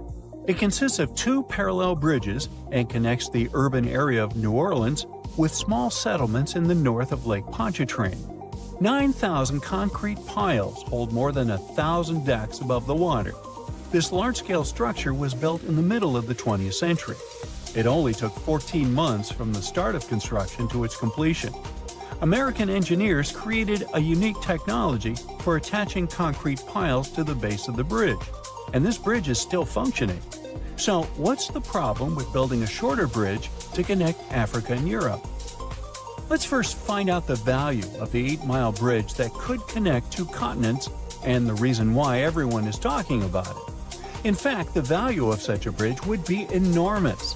Diamonds, oil, minerals, Africa is full of valuable materials, and Europe is happy to buy these things. This theoretical bridge could allow people to transport things for trade quickly and comfortably. But now, the exchange of goods between Africa and Europe is only possible thanks to airplanes and cargo ships, and airplanes are extremely expensive because of hefty fuel price tags. In addition, air travel is often delayed because of bad weather. There are long customs procedures and transportation from the airport to the destination. Ships can also be a problem. The narrow area of the Mediterranean Sea, where the two continents are closest to each other, is a dangerous place because of storms and strong currents. The transportation of your diamonds is highly dependent on weather conditions. The second advantage of such a bridge would be the creation of tens of thousands of jobs. People from Europe and Africa would build hotels, ports, parks, and even small towns for each other. The coastal parts of both continents would become a new economic center. And just imagine how much investment those places would attract. Europe and Africa would be much closer than ever before. You could drive from a small Spanish town to a safari park in northern Morocco, buy Moroccan tea, get some argan oil, and go home for the evening. Or you could take a high-speed train across the beautiful Mediterranean Sea. People would open hundreds of restaurants, amusement parks, shopping malls, and a museum next to this bridge. But, unfortunately, it's impossible to build such a bridge, at least at the moment. And here's why. The main problem is the Strait of Gibraltar itself, because of its strong currents and seismic activity. How can you start large-scale construction if, in a couple of days, an underwater earthquake can trigger giant waves and take all the ships underwater? Even if you build a bridge, rapid streams of water that constantly change direction can shake the entire structure and tear the connecting parts of the construction. The bridge over the Strait of Gibraltar must have a strong, sturdy system that will withstand seismic activity. Huge resources are required to create such a complex structure. Despite the dangerous passage between the two continents, it remains one of the busiest points in the world. It's the only place on the planet connecting the Mediterranean Sea and the Atlantic Ocean. About 300 ships pass through this area every day. Not only merchant ships, but also fishing vessels and tourist boats. There are not so many places in the world where you can watch whales coming out of the water. Not only people, but also marine creatures often visit this passage because of the peculiarities of the sea currents. But we'll talk about that later. Another problem is the depth of the strait. In simple words, any bridge over the water is built on long metal piles. Builders and engineers stick piles into the seabed and use them as a holding base for the whole construction. But installing such piles firmly enough is a difficult task because of the uneven seabed. The seabed has a unique geological landscape, irregularities, and different densities of the Earth's rock. There are also reefs, rocks, and pits. Any seabed requires extensive geological studies before piles are installed. However, the bottom of the Strait of Gibraltar is especially difficult because of its depth, almost 3,000 feet. It's one of the deepest straits in the whole world. Just imagine, you'll need the height of 10 Statues of Liberty to reach the surface of the water from the bottom of the strait. What kind of pile should be used there to hold the entire bridge? Most likely, one pile will have to consist of several parts connected into one large metal rod. And don't forget about seismic activity. Let's say you've installed perfectly strong piles, but the next day an earthquake occurs and destroys the entire structure. And a strong current is carrying fortifications all over the Mediterranean Sea. The next problem is probably the most important one, because it concerns marine life. The Strait of Gibraltar has a high salt content. This natural element makes water heavier and makes it descend to the bottom of the deep Mediterranean basin. Then, this salt water pushes up cold water from the seabed into the Atlantic Ocean. These changes in water density, as well as fast currents, create sea vortices and turbulence. It's like a raging cauldron of cold water that raises a lot of nutrients to the surface. The hollows and hills of the Strait of Gibraltar are filled with different substances and sunlight, and this creates ideal conditions for the formation of phytoplankton. Whales, dolphins, and other marine creatures adore this delicacy. That's why you can see about 7 species of whales and dolphins in this place. What might happen to phytoplankton after the start of global construction? Carbon dioxide, crushed rock, tons of dust and ashes, falling building materials. All of this could significantly pollute the environment. Without phytoplankton, many fish would go extinct. Without fish, thousands of fishers wouldn't be able to get food and earn money. But even if the bridge was built, cars and trains would continue to pollute the air and water. This disruption of the delicate balance in this narrow strait can lead to larger-scale environmental disasters. Dolphins and whales may leave to look for food elsewhere, and thus take resources from other marine inhabitants. Like falling dominoes, one problem can follow another. And all this because of one bridge.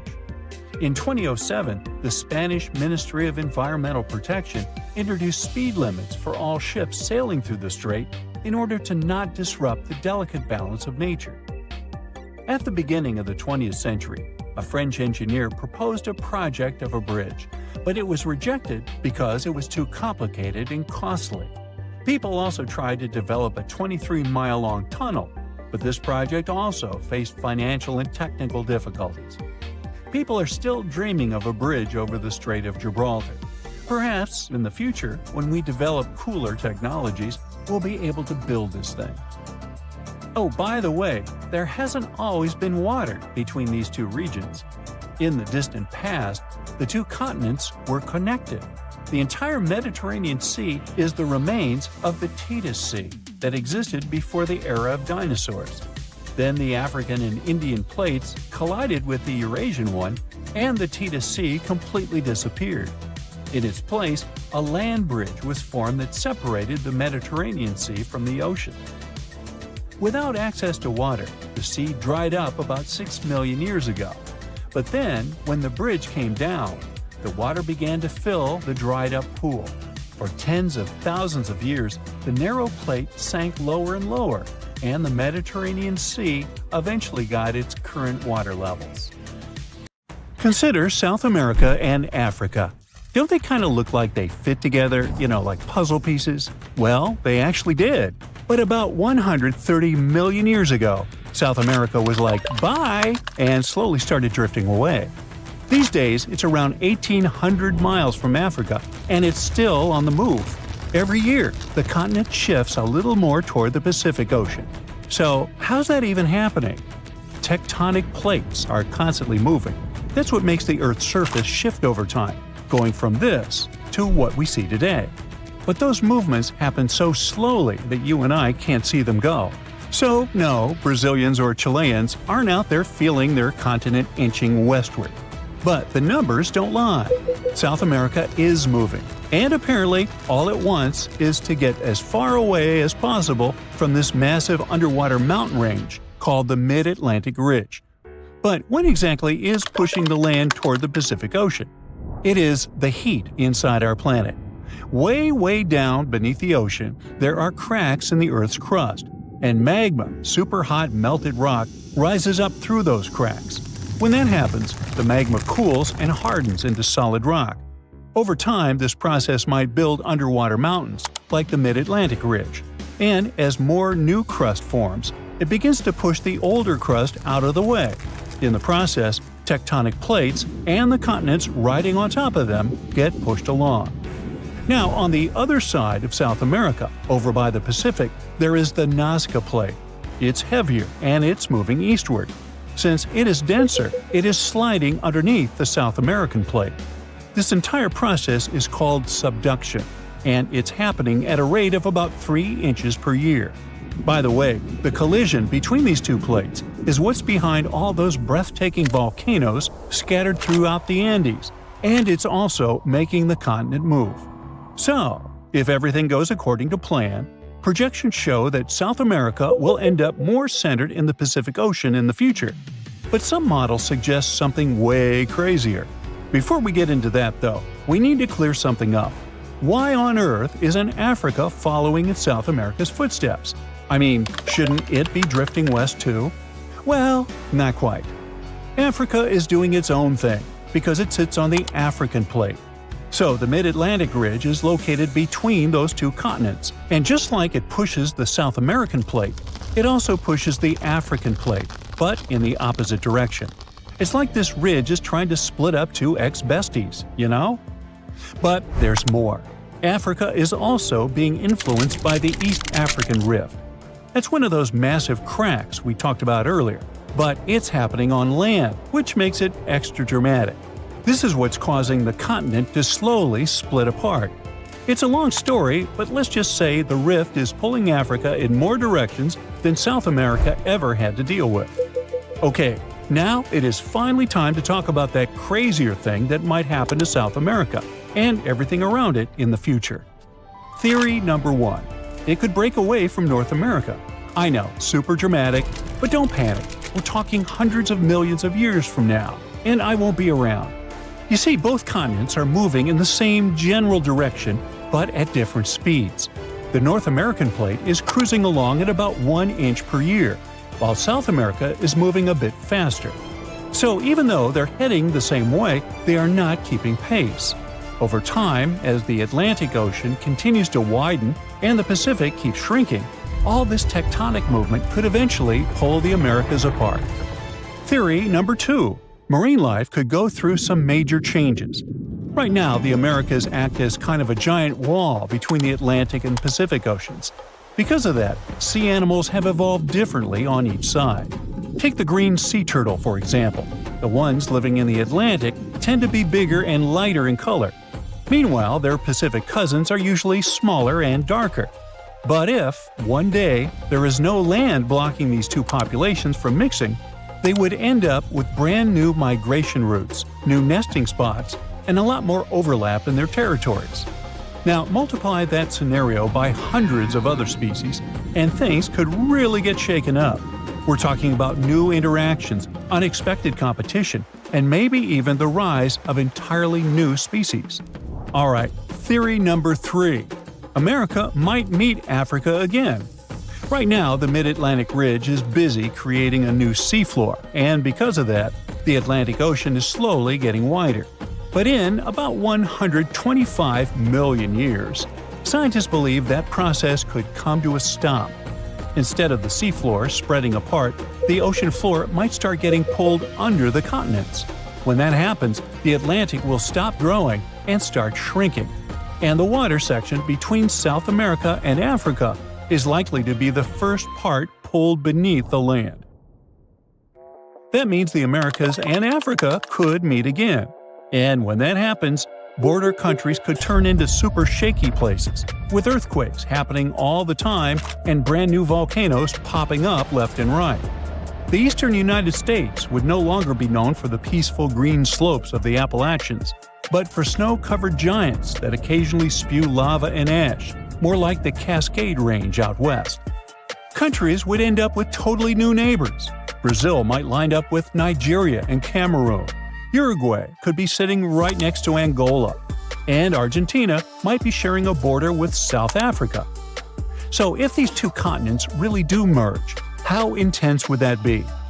Well, for starters, this new supercontinent would instantly become the biggest one on Earth, about 1.5 times the size of Asia. And chances are, a brand new mountain range would form right where the continents meet, creating a natural border between nations. Being part of the same massive continent could make a lot of things way easier. For one, tourism could totally take off. People traveling between countries by land without needing pricey plane tickets could be a game changer. But it wouldn't stop there. Other types of economic activity could get a major boost too. Now on one side we have South America, which already produces and sells a wide variety of foods, from wheat to bananas, beef, cocoa, soybeans, hey, you name it. On the other side, there is Africa, exporting things like textiles and clothing. That alone would make them a super powerful bloc when it comes to trading raw goods. But can you name another important thing these two continents have in common? Yep, petroleum. Countries in South America, like Brazil, Venezuela, and Colombia, are major oil exporters. And over in Africa, you've got Nigeria, Algeria, and Libya doing the same. Now, can you see just how powerful that kind of union could be? Meanwhile, let's talk about animals. These two massive lands coming together could lead us to wild meetups, like a capybara sharing space with a Nile crocodile, or a sloth seeing a hyena from the top of a tree. This could even lead to new animal hybrids showing up, like a cabby crocodile or a sloth hyena. Okay, those weren't the cleverest names, and honestly, these animals wouldn't be able to mate or even wouldn't want to. But you get the point, right? It's not all positive, unfortunately. New species showing up could become predators, competitors, or even parasites to the native plants and animals. It would take a long time for things to settle into a new balance in those border regions. But honestly, no one really knows how long it would take. The only thing I do know is neither of us will be around to see it, which is okay. Some mistakes have the power to change the course of history. One such story has to do with an old, boring key that could have saved the Titanic from its infamous demise. The key belonged to the crow's nest locker that housed binoculars, which could have helped the lookout spot the iceberg sooner. There's more. The key wasn't even on board the ship when it set sail. The second officer took it with him when he was taken off the ship at the last minute. As the story goes, the officer forgot to hand the key over to his replacement in his hurry to disembark. So, when the lookouts were in desperate need of binoculars, they were out of luck. One of the lookouts, named Fred Fleet, even testified that if they had had binoculars, they would have spotted the iceberg in time to avoid it. And when asked how much sooner, Fleet replied, "Enough to get out of the way." In 2015, some auctioneers got their hands on Blair's key and presented it as one of the most important artifacts from the Titanic. They truly believed it could have saved the ship. Blair kept the key as a souvenir and passed it down to his daughter, Nancy. At one point, it was up for auction with a price tag of over $80,000. Blair himself was quite the hero, it seems. A year after the Titanic disaster, he was awarded a gallantry medal for saving a crewman who had fallen overboard while he had been on board the liner Majestic. He may have forgotten a key, but he sure didn't forget to be a hero when it counted. This next story is both funny and tragic. It's about NASA's lost $125 million Mars Climate Orbiter. The spacecraft engineers failed to convert from English to metric measurements before the craft was launched, and as a result, they lost it. The navigation team at the Jet Propulsion Laboratory used the metric system of millimeters and meters, while Lockheed Martin Astronautics in Denver used the English system of inches, feet, and pounds. JPL engineers mistook acceleration readings measured in English units of pound-seconds for a metric measure of force called Newton-seconds. What's worse is that none of JPL's quality control procedures caught the error in the 9 months it took the spacecraft to make its 461 million-mile flight to Mars. That's a long time to be lost in translation, don't you think? The miscalculations were enough to throw the spacecraft so far off track that it flew too deeply into the Martian atmosphere and was destroyed when it entered its initial orbit around Mars. It's embarrassing to lose a spacecraft to such a simple math error. And it's hard to think of another example of such a large loss due to English versus metric confusion. Ever heard about the mathematical mistake that led to the discovery of the New World? Spoiler alert, it involves a guy named Christopher Columbus and a really big globe. Back in 1492, Columbus set sail from Spain with a mission to find a new trade route to Asia. He was convinced that he was less than 3,000 miles away from Japan, and just a bit more sailing would get him to the Indies with all their tasty spices. The only problem was that Columbus was a bit off in his calculations, like way off. He made a mistake in estimating the size of the globe, which led him to believe that Earth was far smaller than it actually is. Now I know what you're thinking. Wasn't Columbus afraid that he would fall off the edge of the world? Contrary to popular myth, Columbus and his crew knew the Earth was a globe, just like the ancient Greeks did 2 millennia earlier. They weren't worried about falling off the edge, but rather about the size of the ocean they planned on crossing. And to make matters worse, Columbus had no idea that an unknown landmass existed between Spain and Asia. After weeks at sea, Columbus finally reached the Caribbean.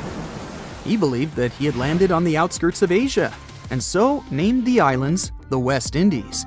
He went on to explore the Caribbean and the northern coast of South America. But here's where things get really interesting.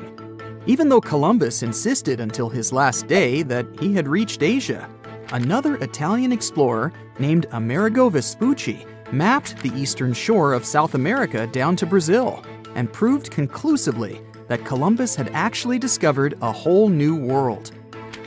A German mapmaker saw Amerigo's maps and labeled the new landmass America after him. And since his maps were super popular at the time, the name stuck. One man named Alexander Fleming stumbled upon one of the most significant medical discoveries of all time by accident. At one point in his career, Fleming observed the demise of many people from uncontrollable infections.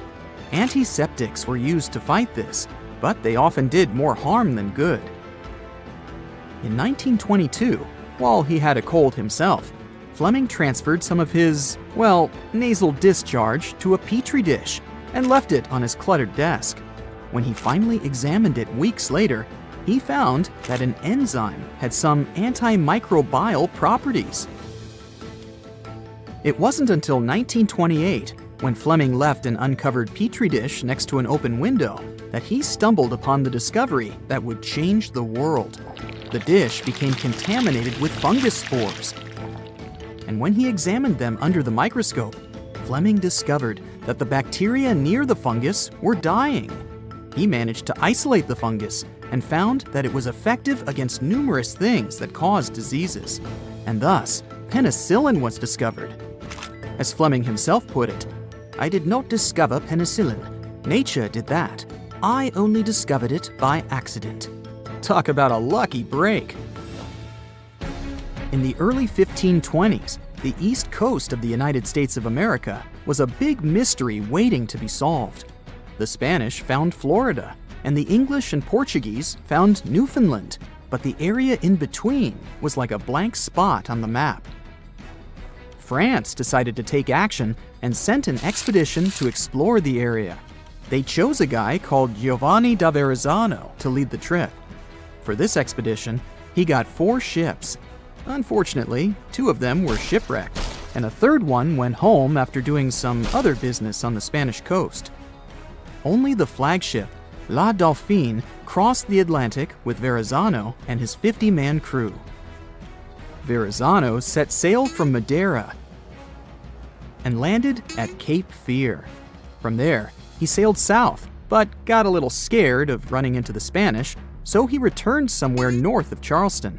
He anchored not far from his original landing spot, but unlike other explorers, he preferred to anchor well out at sea. He did send a boat to the shore, and he met the natives.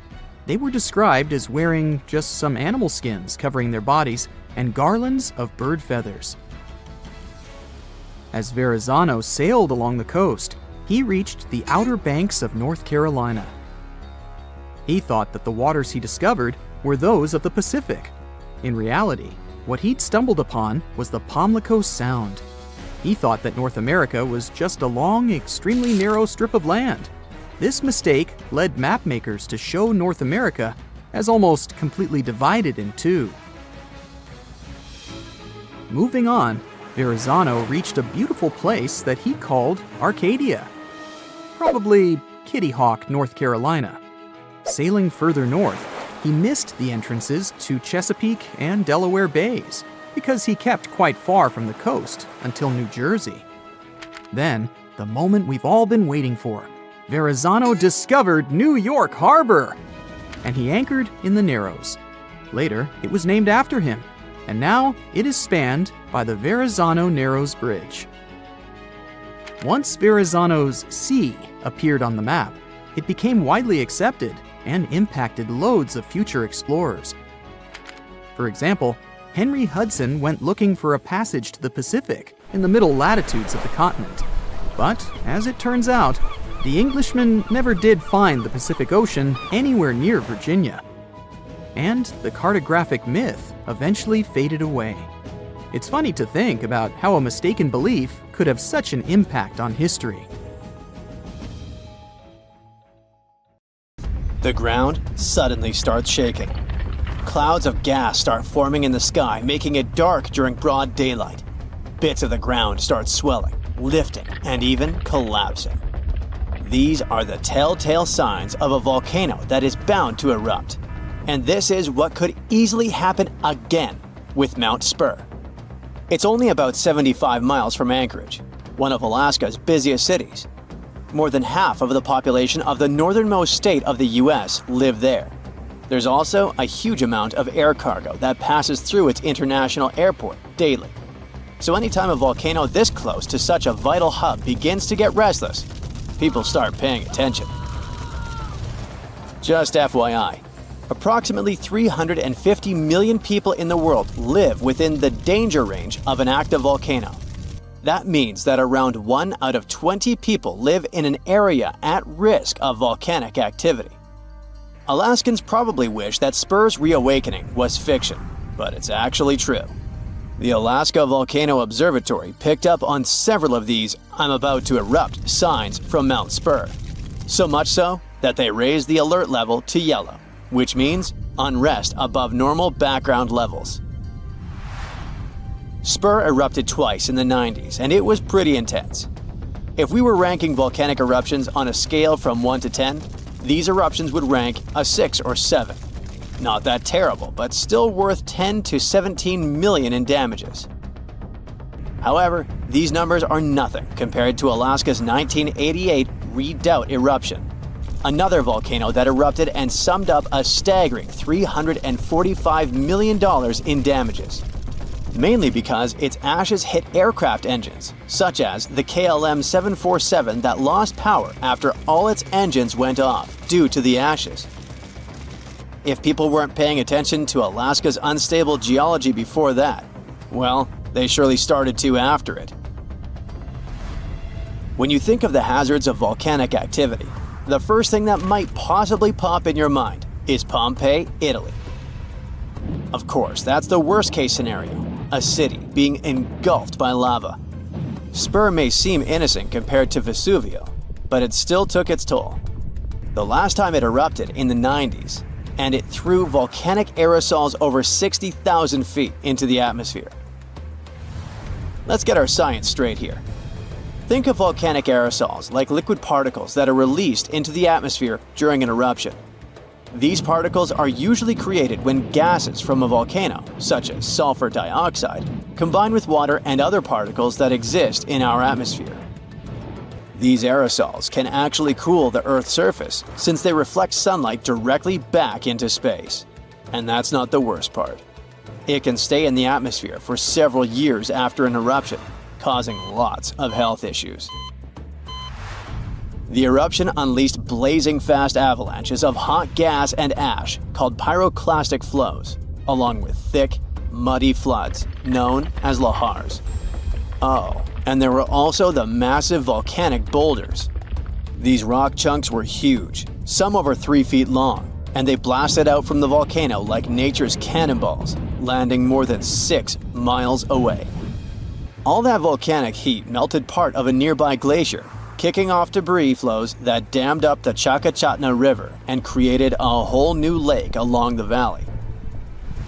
Some good came out of Spur's first eruption, though. The main lesson was, volcanic monitoring pays off. The local monitoring was able to reduce the economic damage done by the eruption, especially for a city that has an intense air traffic. Spur is deemed as dormant for the moment, but it could go off anytime soon. You see, volcanoes are classified as active, dormant, or extinct, depending on how much action they're putting on. If it's still active, it's still rumbling and erupting somewhat regularly. Dormant means it's had some recent activity, but it's still lying low for now. And extinct, that's when it's been quiet for such a long time that we figure it's done for good. One of the US's most dangerous active volcanoes is Mount St. Helens. This volcano is actually responsible for the most powerful eruption in US history. Its last blast was so intense, it threw off about 1,300 feet off its summit. Basically, the top of the mountain vanished. And if you thought Mount Spur's ash cloud was impressive, St. Helens wins the competition since it launched its ashes 80,000 feet into the sky. Eastern Washington plunged into total darkness. But it wasn't just that. In a matter of 3 minutes, the eruption hurled 3.7 billion cubic yards of blazing rock and dust, enough to fill 1 million Olympic-sized pools across 230 square miles of lush forest. Actually, the earthquakes that anticipated the eruption started weeks before May 18, 1980. A ground shake of magnitude 5.0 went off, triggering a landslide on one side of the volcano. By the end of the official eruption date, 57 people had lost their lives. Nearly 7,000 big-game animals like deer and elk were wiped out, and millions of birds laid scattered on the burnt earth. Researchers don't think St. Helens will blow at the same magnitude again anytime soon, but they're keeping an eye on it, because this volcano is not exactly finished. By the way, the word volcano comes from the Roman name Vulcan, which was the Roman deity of fire, and they often happen at the meeting point of tectonic plates, which are the pieces of the Earth's surface that fit together like a jigsaw puzzle. The so-called Ring of Fire, located in the Pacific Ocean, is the world's danger zone when it comes to volcanoes. It contains between 750 and 915 active volcanoes. The largest volcano located in the Ring of Fire, also the largest active volcano in the world, is the Mauna Loa. It's over 13,000 feet high, and it's located in Hawaii. Researchers say that Mauna Loa has been erupting for at least 700,000 years. Its most recent eruption began on the 27th of November 2022, and it lasted until December 13th. It's been quiet since the 80s until it decided to wake up again. Thanks to constant monitoring by the Hawaiian Volcano Observatory, it didn't cause any casualties when it last erupted. Scientists have been investing big time on volcanic monitoring, not only to reduce economic hazards, but also to save lives. The most recent attempt has been to drill into volcanoes. Recently, a group of scientists went all the way to Iceland in one of the world's volcanic hotspots. There are around 33 active volcanoes in Iceland alone, but the one that is the most interesting to them the most is the Krafla volcano. The Krafla has erupted around 30 times in the last 1,000 years, and its most recent eruption was in the mid-1980s. The project, named Krafla Magma Testbed, or KMT for short, is hoping to advance the understanding of how magma behaves underground. The main advantage of this drilling research is predicting the risk of eruptions, but it can also help to push geothermal energy forward. I mean, can you imagine having electricity that is run by the limitless source of volcano power? The KMT team will begin drilling holes deep into volcanic ground in 2027. They're aiming at reaching over a mile into the ground. After all, it's different to monitor lava activity when it's on the surface than when it is still below ground. This will allow researchers to listen to the pulse of the Earth, according to them. They're saying this research is as revolutionary as the first time man went to the moon. Oh, and speaking of that, I was shocked to discover that volcanoes exist all throughout the solar system. Yep, other planets and moons have volcanoes too. The largest volcano in our solar system is Olympus Mons on Mars. It's a shield volcano, much like the ones that make up the Hawaiian Islands. It's about 370 miles wide. If we transported it all the way back to Earth, it would almost occupy all of Poland. Yikes. Deep inside our planet, there are two massive blobs of rock that have puzzled scientists for years. They sit deep inside, opposite each other. One lurks under the Pacific Ocean, the other under Africa. And they're so weird, they even make seismic waves slow down. Their actual name is large low-velocity provinces, but they're just two enormous, mysterious blobs of rock, bigger than continents, stranger than anything else inside the Earth, and so dense they might be leftovers from another planet. Until recently, no one knew what they were, where they came from, or why they even exist. These mysterious blobs could hold the secret to Earth's deepest forces, powerful enough to shape earthquakes, drive volcanic eruptions, and even influence the evolution of life itself. And now, we might finally learn the truth about them. These geological monsters are hidden about 1,800 miles beneath the surface. Each one is 100 times taller than Mount Everest, so vast they defy explanation. Now, at first, scientists thought these were primordial remnants from Earth's early days. Maybe something giant smashed into Earth about 4.5 billion years ago, and this impact formed both the Moon and these blobs. Scientists believe it could have been a planet named Theia, a Mars-sized planet that existed somewhere around the asteroid belt and slammed into Earth back in the day. Others believe it could be something much more familiar, old chunks of Earth's crust. Perhaps they got pushed deep into the mantle by the movement of tectonic plates. And now, a new study shows that these blobs are massive piles of oceanic crust that have been sinking into the Earth for billions of years. They could have formed from the stuff that sinks into Earth when tectonic plates collide. Over 1 billion years, pieces of ocean crust could have been swallowed by the mantle. Eventually, they collected into two massive regions deep inside the planet. But even though both blobs form the same way, they aren't identical. There's this place called the Pacific Ring of Fire, a giant loop of volcanoes and earthquake zones around the Pacific Ocean. Well, the Pacific blob doesn't just stop growing and changing because it's constantly being fed fresh rock from that place. Tectonic plates crash into each other, and one plate sinks beneath another, pushing old ocean crust deep into the Earth. Since this keeps happening, the Pacific blob is heavier, denser, and more active than its twin under Africa. It's like a giant hot rock factory, constantly getting new material and reshaping itself over time. The African blob is much older and quieter than the one under the Pacific. It doesn't get fresh rock pushed into it as often.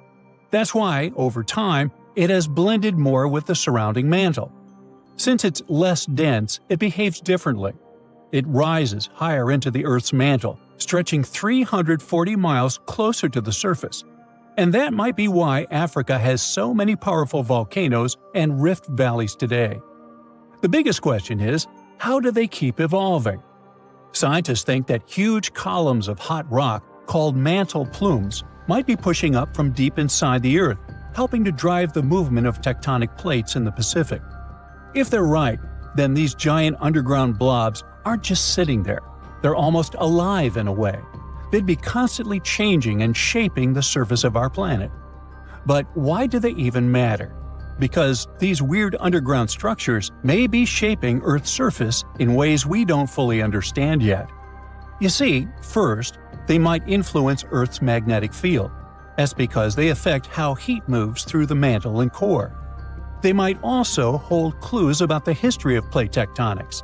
Studying them could help us figure out when subduction began on Earth, whether it was over 4 billion years ago or much more recently. These guys might also be secret puppet masters behind volcanic activity. There's a theory that blazing hot rock from deep inside the Earth, the same kind that creates volcanic hotspots, might be rising straight from the giant blobs in the mantle. Some of the biggest volcanoes on Earth, including those in Hawaii, Iceland, and Yellowstone, sit directly above the suspected rising plumes from these blobs. If these blobs are fueling these volcanoes, then they could be responsible for shaping Earth's continents, climate, and even mass extinctions throughout history. And well, that's horrifying. That would mean that these giant structures might burst through Earth's crust one day, unleashing catastrophic supervolcanic eruptions, and these eruptions would last for millions of years. Beneath the Earth's surface also lies monsters unlike anything else on this planet – supervolcanoes. They're so massive, so destructive, and so rare that no human has ever witnessed one erupt. A regular volcanic eruption can be terrifying. Lava spewing into the sky, ash choking the air, entire cities buried under fire and stone. But a supervolcano? Well, that's something else entirely. A supervolcano isn't just big, it's a category of its own. Their eruptions rip apart the Earth itself, creating massive craters called calderas. Some of them are over 30 miles wide. A regular volcanic eruption might spew out a few cubic miles of lava and ash. A supervolcano unleashes more than 240 cubic miles of material. That's enough to bury an entire continent in ash. An eruption like this would be newsworthy, to say the least. First, a wall of fire would blow up into the sky. Ash would block out the sun for years, dropping global temperatures. Entire countries could be buried under meters of ash, making farming impossible. Famine, extreme cold, and toxic air could wipe out entire civilizations. It wouldn't just be a local disaster, it would be global. In fact, two of the worst mass extinctions in Earth's history, where almost all life was wiped out, might have been caused by supervolcanoes, not asteroids. The biggest and most horrifying one was at the end of the Permian period. Literally, about 90% of all marine species and 70% of land species went poof. Scientists have counted about 20 supervolcanoes on Earth today. The most famous ones are Yellowstone in the US, Toba in Indonesia, and Topao in New Zealand. Now, the last time Yellowstone erupted was roughly 2 million years ago. It released almost 590 cubic miles of material, enough to bury a city like New York. That was just one of 3 Yellowstone supereruptions. The most recent supervolcano to erupt was Topao in New Zealand. This happened about 26,500 years ago. But supervolcanoes don't just destroy, they reshape the entire planet. About 74,000 years ago, the Toba supervolcano erupted in Indonesia. Some scientists believe it triggered a volcanic winter that lasted an entire decade. There are also theories that suggest that this eruption nearly wiped out early humans. It reduced their numbers to just a few thousand survivors, although that's just speculation. Either way, we know for sure that supervolcano eruptions have changed the course of history. So, how do we prepare for them if this could happen at any moment? Well, scientists monitor volcanoes constantly, looking for warning signs. It could be stuff like rising magma, ground swelling, earthquakes beneath a volcano, changes in gas emissions, and so on. The problem is that while we can predict short-term eruptions, the long-term ones are still a mystery. Yellowstone last erupted 630,000 years ago. It's literally overdue for another eruption already. But volcanoes don't work like clocks. Just because one erupted in the past doesn't mean it will definitely go wild again, and the time between eruptions could be random. Scientists think Yellowstone could erupt again, but it might be just a small lava flow instead of a super eruption. Are we ready for a super eruption if it happens? Probably not. Scientists say we're more prepared for an asteroid strike than a supervolcano eruption. When Hunga Tonga Hunga Ha'apai erupted in 2022, it cut off communications, caused tsunamis, and filled the sky with ash. And that was only a magnitude 5 eruption. A supervolcano would be orders of magnitude worse. So, good luck sleeping at night knowing these guys will erupt again. Maybe tomorrow, maybe in 100,000 years. Nah, don't lose sleep over it. Frankenstein, unreasonably cold weather, and tons of lava. What do these things have in common? They all trace their origins back to Mount Tambora. This volcano in Indonesia had such a massive impact that the aftermath could be felt in Switzerland even a year later. And these spots are thousands of miles apart. Soon, we might be facing something similar again. Stick around because I'm about to reveal the exact spot where the next eruption is expected to happen in 2025. Back in 1815, Mount Tambora erupted with unprecedented force, sending a colossal cloud of fine particles into the atmosphere. This cloud reflected sunlight, leading to global cooling and even the year without a summer in 1816. Temperatures plummeted, crops failed, and families worldwide faced food shortages, compounded by various health issues. Fun fact: Frankenstein appeared because of abnormally cold weather in the summer of 1816. The author got stuck indoors in Switzerland and wrote this story to pass the time. But that is the only positive aftermath. In England and Ireland, people struggled to find food. The crops were too bad that year, and this year without summer cost them lives, all because of the eruption in Indonesia. While many other volcanoes have erupted since then, none have had consequences as dramatic as Tambora. However, climate professor Marcus Stoffel from the University of Geneva believes potential serious eruptions aren't just a matter of luck, it's only a matter of time. So it's up to us. We can sit back and wait for the inevitable, or we can start preparing today. This future eruption will happen in a world that's vastly different from the one in 1815. Not only is our planet more densely populated now, but we've also experienced irreversible changes that affect our daily lives. Now, if you think volcanoes are always the bad guys, think again. They've actually played a crucial role in shaping our planet. They help with land formation, atmospheric development, and climate modulation. Just look at Yellowstone, for example. When thick lava oozed to the surface, it spread across the landscape and transformed the area forever. When volcanoes blow their tops, they release a mix of lava, ash, and gases, including carbon dioxide. But don't worry, compared to the emissions from fossil fuels, the amount from volcanoes is pretty tiny. What scientists are really keeping an eye on is sulfur dioxide, because it can have a big impact on our climate.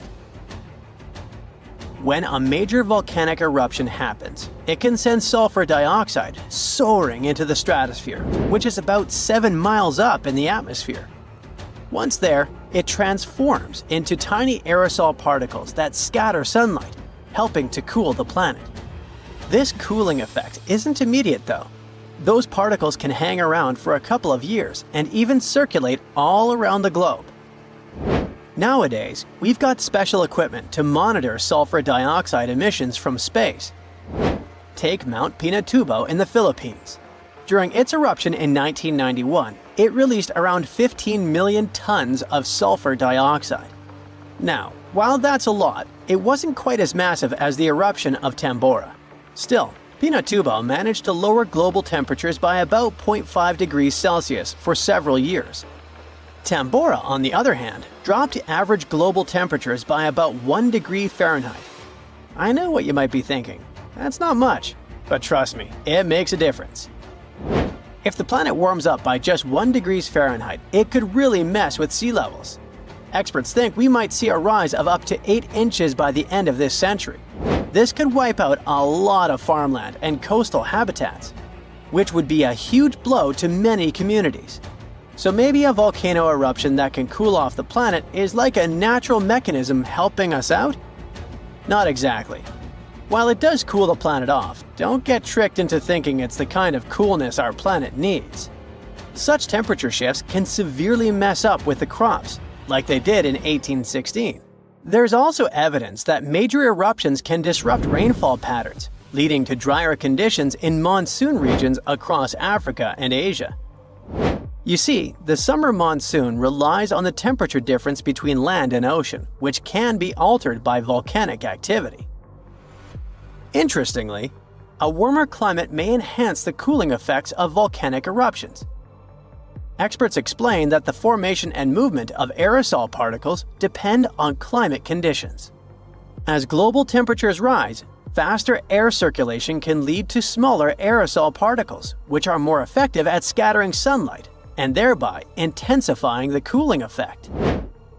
Oceans also contribute to this dynamic.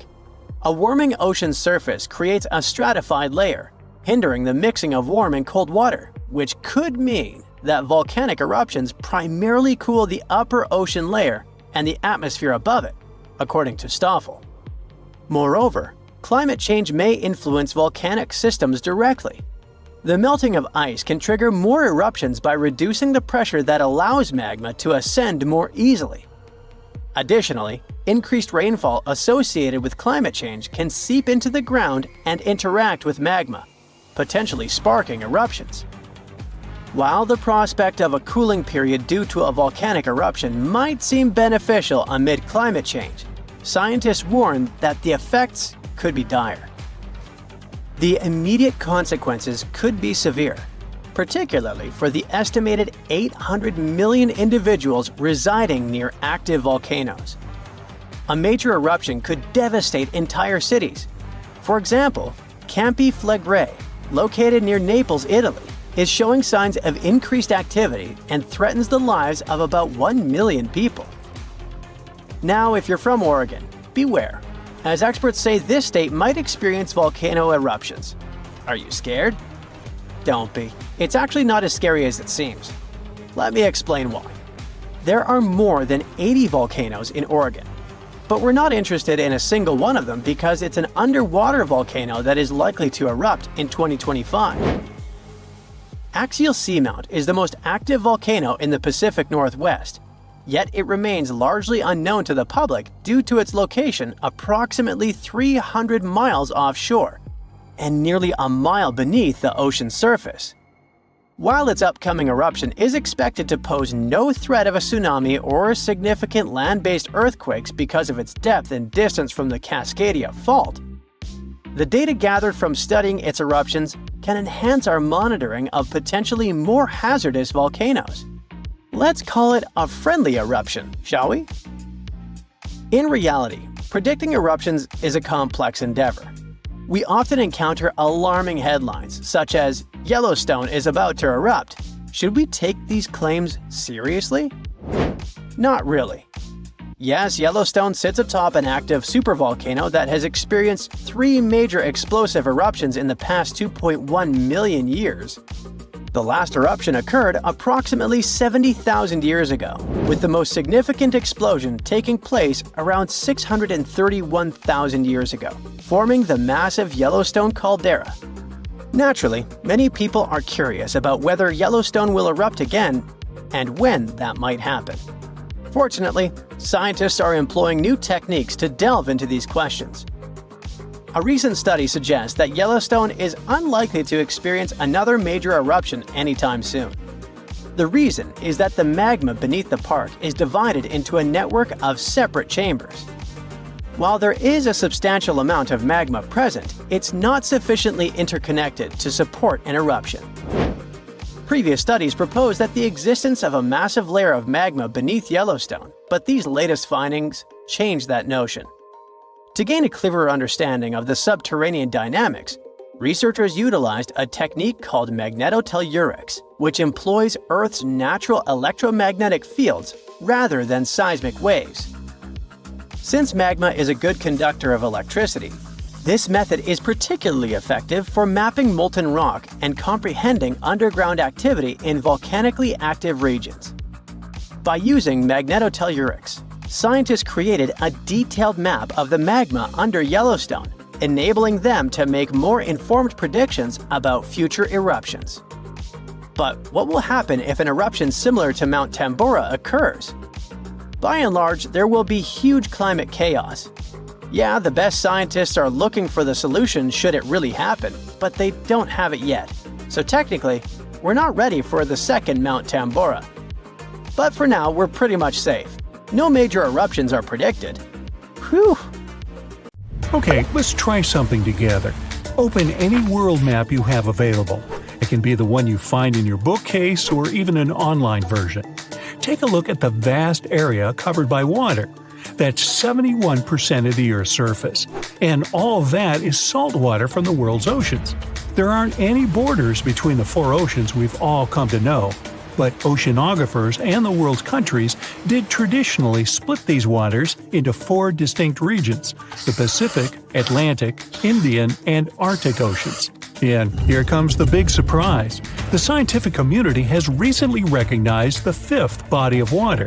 It's called the Southern Ocean, and 3 of the 4 original oceans border it.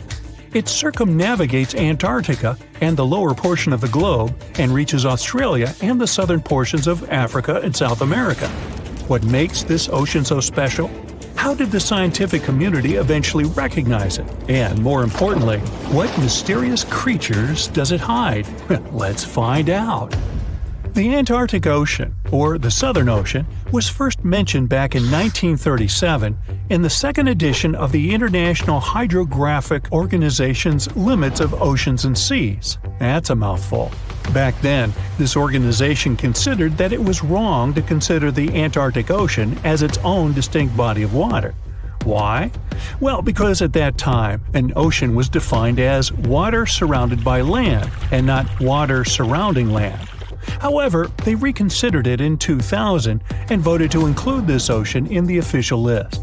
They also decided on the name Southern Ocean over the commonly used Antarctic Ocean. Finally, the organization concluded that the ocean should be considered as ending at the 60th parallel south latitude. But how old is this ocean?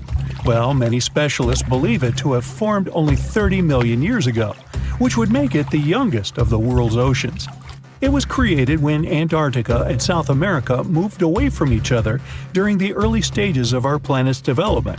This unique water current is a distinctive component of the Southern Ocean, as it helps keep the waters flowing around the icy continent.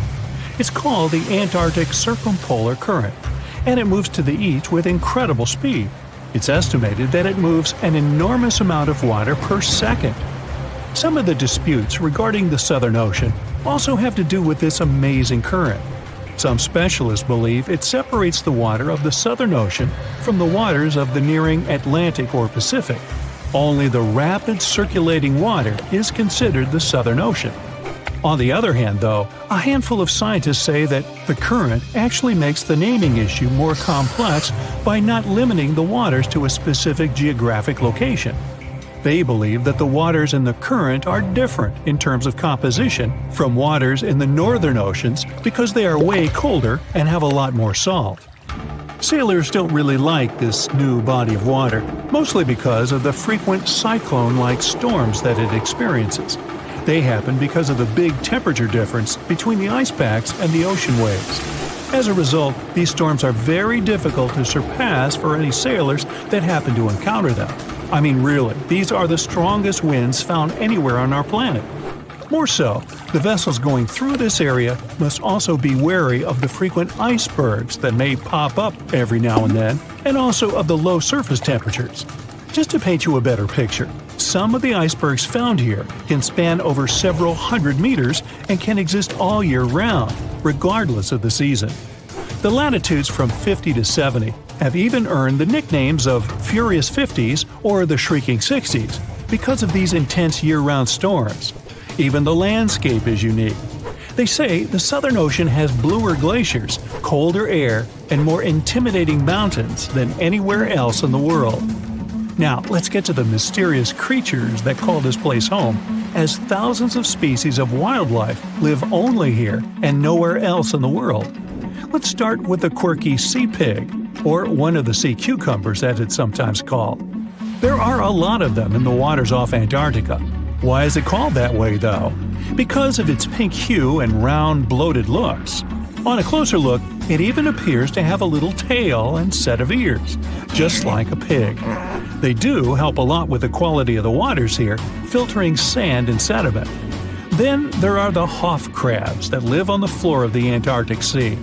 The Southern Ocean is a cold water environment, but crabs are more adapted to warmer waters. So, Hoff crabs gather around the warmth made by volcanic vents. They get the needed warmth and food here. You can find them in large piles, one on top of another, literally filling the space of the vent openings. Now, wonder how they got their unofficial name? Well, it's because of their apparent similarity to the actor David Hasselhoff, whose impressive chest reminded explorers of the crab. Okay. Ever seen a fish that's completely transparent? You'd have to get to these waters down in the south, but they do exist, and they are simply called the ice fish. You can basically see inside them, being completely clear and all. That's because of their see-through skin and because they don't have any red blood cells. Their special power is that they can use antifreeze to prevent their bodies from going solid in the cold waters of the Southern Ocean. Instead of the standard thicker blood, the red one with hemoglobin, ice fish have thinner blood that moves around more easily throughout their bodies, hence giving them the much-needed nutrients and oxygen. Now, is there a monster hidden in these waters? Some people believe this to be the case, and thanks to recent research, we even have video footage of it. Some Australian researchers stumbled upon a bunch of weird-looking creatures that were swimming near the seafloor of the Southern Ocean. This pink blob-like fish seemed to be propelled by a little pair of fins. To quote them on it, it seemed to resemble a chicken just before you put it in the oven. I'm not sure I even want to know what that looks like. It took them some time and research to identify the monster. It's a shy species of sea cucumber, known more by its creative nickname, the headless chicken monster. We've known this creature has existed since the late 1800s, but we've barely ever seen it. And we've only ever captured it on tape once before when it was spotted in the Gulf of Mexico, which is quite far from the waters off the coast of East Antarctica. There's so much we don't know about this creature, like how many of them exist in our waters and how they live, eat, and reproduce. Ever heard of the emperor penguin? It's not a penguin species that just happens to have a crown on its head, if that's what you're thinking. But they are one of those penguins that inhabit this specific location and are also the largest species of their kind altogether. What makes them special is that they make their colonies on the sea ice, and most of them never step foot on land. More so, penguin dads lose almost half their weight while incubating the eggs. They're also fascinating swimmers, able to dive deeper and longer than any other bird, up to 700 feet. Not to mention they can stay submerged for up to 18 minutes at a time as they gather food. We have yet to uncover all the secrets of the mysterious Southern Ocean, but it's clear that it's home to some unique and fragile marine ecosystems. Recognizing it as a new ocean could be one way to focus the public attention on it and help its conservation. Our planet has 5 oceans: the Pacific, Atlantic, Indian, Southern, and Arctic, not counting Billy Ocean. But it seems there's a 6th one out there too. It's just that you can't see it. Scientists have found evidence of large amounts of water hidden in the transition zone. That's the boundary layer that separates the upper and lower mantle of our planet. That boundary goes hundreds of miles deep down below the surface. Natural diamonds usually form in the mantle, but at depths of up to 155 miles. Some of them are very rare. They may come from deeper depths. That was the case with this fascinating diamond that formed 410 miles below the surface. The gem was big enough for scientists to study it and determine what it was made of. They were surprised when the composition of this very rare diamond showed that it was formed in pretty watery conditions. Because of that, such a diamond wouldn't be worth much in jewelry stores, but it was priceless in the lab. So, could this mean there's an ocean under the surface of our planet? It would definitely get us closer to the idea Jules Verne had about this whole magical secret world inside Earth, including the ocean. But that's not exactly the case. The water is there, true, but it's not like you can enjoy the view watching waves splashing around like on the surface of our planet. The water is actually stored within the minerals. That's why this area is so wet. Let's now move to Africa to keep up with the story, or to be more specific, to a spot called the Afar region. It's part of Ethiopia and a place where 3 tectonic plates meet. Tectonic plates are large pieces of our planet's crust that slowly move. These movements cause earthquakes and produce volcanoes, mountains, deep underwater valleys we call trenches, and so on. And the Afar Valley is where the Arabian, Somali, and Nubian plates meet. Together, they form an intersection in the shape of a Y. Why? Let me tell you. These plates are moving all the time. The Somali plate is moving southeast toward the Australian and Indian plates. The Arabian plate is moving north, getting closer to the Eurasian plate. At some point, it will close the Persian Gulf. This movement of plates has created something we call the Great Rift Valley, considering there are, all these cool rifts. The Aden Ridge to the east, the Red Sea Rift to the west, the Oculus Rift and the East African Rift to the south. But the East African Rift is something we want to focus on, because this one could be the key to this potential sixth ocean, but this time on the surface. A continental rift is a spot where two tectonic plates that form a single continent start to separate. Here it's the Somali and Nubian plates. Together, they're parts that make up Africa. If they keep moving in separate directions, this currently continental rift may become what we call an oceanic spreading ridge. In other words, when the plates are far enough apart from each other, there will be an enormous crack between them. This way, magma will freely flow up from beneath them. It'll be cool and eventually start creating a new ocean floor. Africa will be split into two parts, and there will be a new ocean flowing between what will turn into two mini-continents. Nope, it's not time to get your swim trunks and sunscreen yet. Even if the Somali and Arabian plates do move far enough to form an oceanic spreading ridge, it'll take millions of years before this happens. So I guess it's more interesting to stick to exploring this sixth ocean below the Earth's surface for now.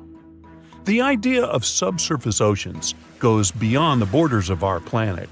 It's possible many moons and planets out there have them too. Our home planet is the only one we know about with consistent bodies of liquid water on the surface, true. In our solar system, we circle around the Sun in something called the habitable zone. The temperature and atmospheric pressure within this zone allow water to remain in liquid form all the time. But a couple of moons in our solar system could also contain significant amounts of water under their surface. Enceladus, one of Saturn's moons, is the first one. Enceladus is a small frozen ball, 7 times smaller in diameter than our moon, but it's the 6th biggest moon of Saturn. Nearly a decade ago, a spacecraft found evidence that there was a large ocean under its surface. It found and sampled water from the eruptions that resembled geysers. A geyser is a rare type of hot spring that erupts and sends jets of steam and water into the air. Like Old Faithful in Yellowstone? Well, this water was erupting through fissures in the ice at the south pole of the moon. That means there might be a liquid ocean under the thick layers of ice. The ocean there is almost nothing like ours. The ocean on Earth is relatively shallow, on average 2.2 miles deep, and it covers 3/4 of our planet's surface. It gets colder the closer you come to the seafloor, and is warmer if you stay close to the surface because of the sun's rays. But the subsurface ocean on Enceladus is at least 18 miles deep. It's cooler at the top because that part is near the ice shell, and warmer at the bottom because of the heat coming from the moon's core. But both our ocean and the ocean on Enceladus are salty. Enceladus is one of the few places in our solar system that has liquid water, which makes it an interesting spot to search for signs of life. Another one is Europa, one of Jupiter's moons. Scientists think similar eruptions of water could be happening there. Knowing there are such geysers there tells us these moons have their own source of energy. Maybe the energy that makes the water erupt comes from gravity or radiation. The same energy could keep a large body of liquid water under the ice. It could even support some forms of life. There are thousands of planets beyond our solar system that orbit other stars. Some are even in the habitable zone. Over 1/4 of the ones that we know about could have liquid water, but the majority of them probably have oceans under their surface, like Enceladus and Europa. Pluto might be on this list too, since it's possible it hides a liquid ocean under its thick frozen shell. This subsurface ocean likely formed long after the dwarf planet did, after the heat coming from radioactive elements in Pluto's core melted some of its ice. There's also something called water worlds. Those are moons or planets with global oceans that are more common than we thought. I mean, some call Earth a water world too. 71% of its surface is water after all. And when you look at our home planet from space, you mostly get those blue marble pictures. When exploring other planets, especially those outside of our solar system, researchers often go with a policy of follow the water. After all, water is the main element we know that's necessary for supporting life. And when there's a water world that's close to its parent star, scientists assume it must have formed way farther and then moved closer once its orbit shrank. The composition of the planet was set when it was in a colder orbit, or, in other words, when it made a wider circle around its star. We call the process of orbital shrinking a migration, and if water worlds are really that common, it can be proof that migration really happens. Exoplanets are all those planets that orbit around other stars, not our Sun. Some exoplanets may have oceans that are way deeper than any of those in our solar system, hundreds or even thousands of miles deep. Our Mariana Trench is scary, and it's not even 7 miles deep. And those exoplanet oceans are, wow, almost bottomless. Do you know how many continents there are on Earth? That's an easy one, 7. But wait a second, aren't Europe and Asia one large continent, Eurasia? It looks so when you look at the world map. Well, scientists think differently. They don't just look at bodies of land sticking out of the sea. Geoscientists study the types of rock that continents are made from. When you see the world from their perspective, the number of continents actually increases. Yes, they are not a myth.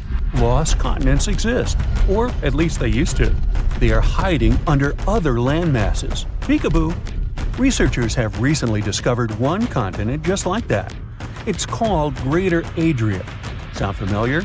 Yes, it has something to do with the Adriatic Sea. This lost continent is completely buried under Europe. It collided with Europe and started to sink under it a long time ago. Today, it lies beneath Italy, Greece, and the Baltics. Its size and even shape match that of Greenland, the world's largest island. But how did geoscientists find Greater Adria? It's no longer visible, but it left some clues. Parts of it were embedded in the Alps. Other chunks were incorporated into present-day Italy and Croatia, on the other side of the Adriatic Sea. Limestone rocks from the former continent started to change once they were under the European landmass.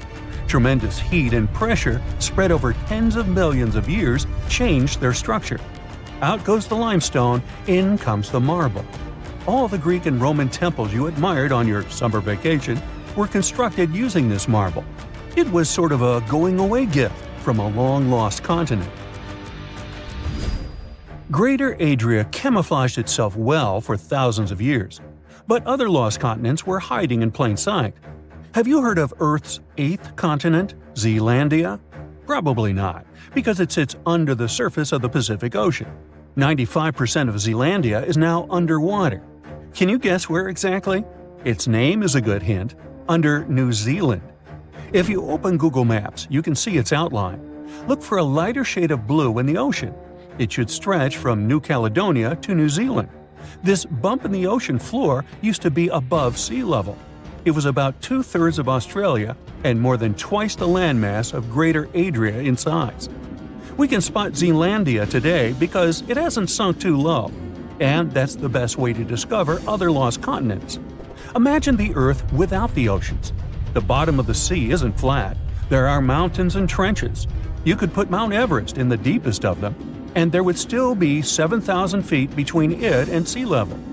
This trench got so deep because of a geological process called subduction. The Pacific Plate got under the Philippine Plate. Earth crust is made out of those plates that float in a sea of molten rock. Then they bump into each other, one goes down while the other one rises. That's how Greater Adria ended up under the European continent. Our planet is constantly on the go. We don't notice this process because it happens deep beneath our feet. 120 million years ago, Australia and Antarctica were a single piece of land.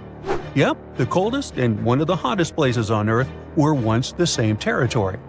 Antarctica said goodbye to Australia, but it didn't leave empty-handed.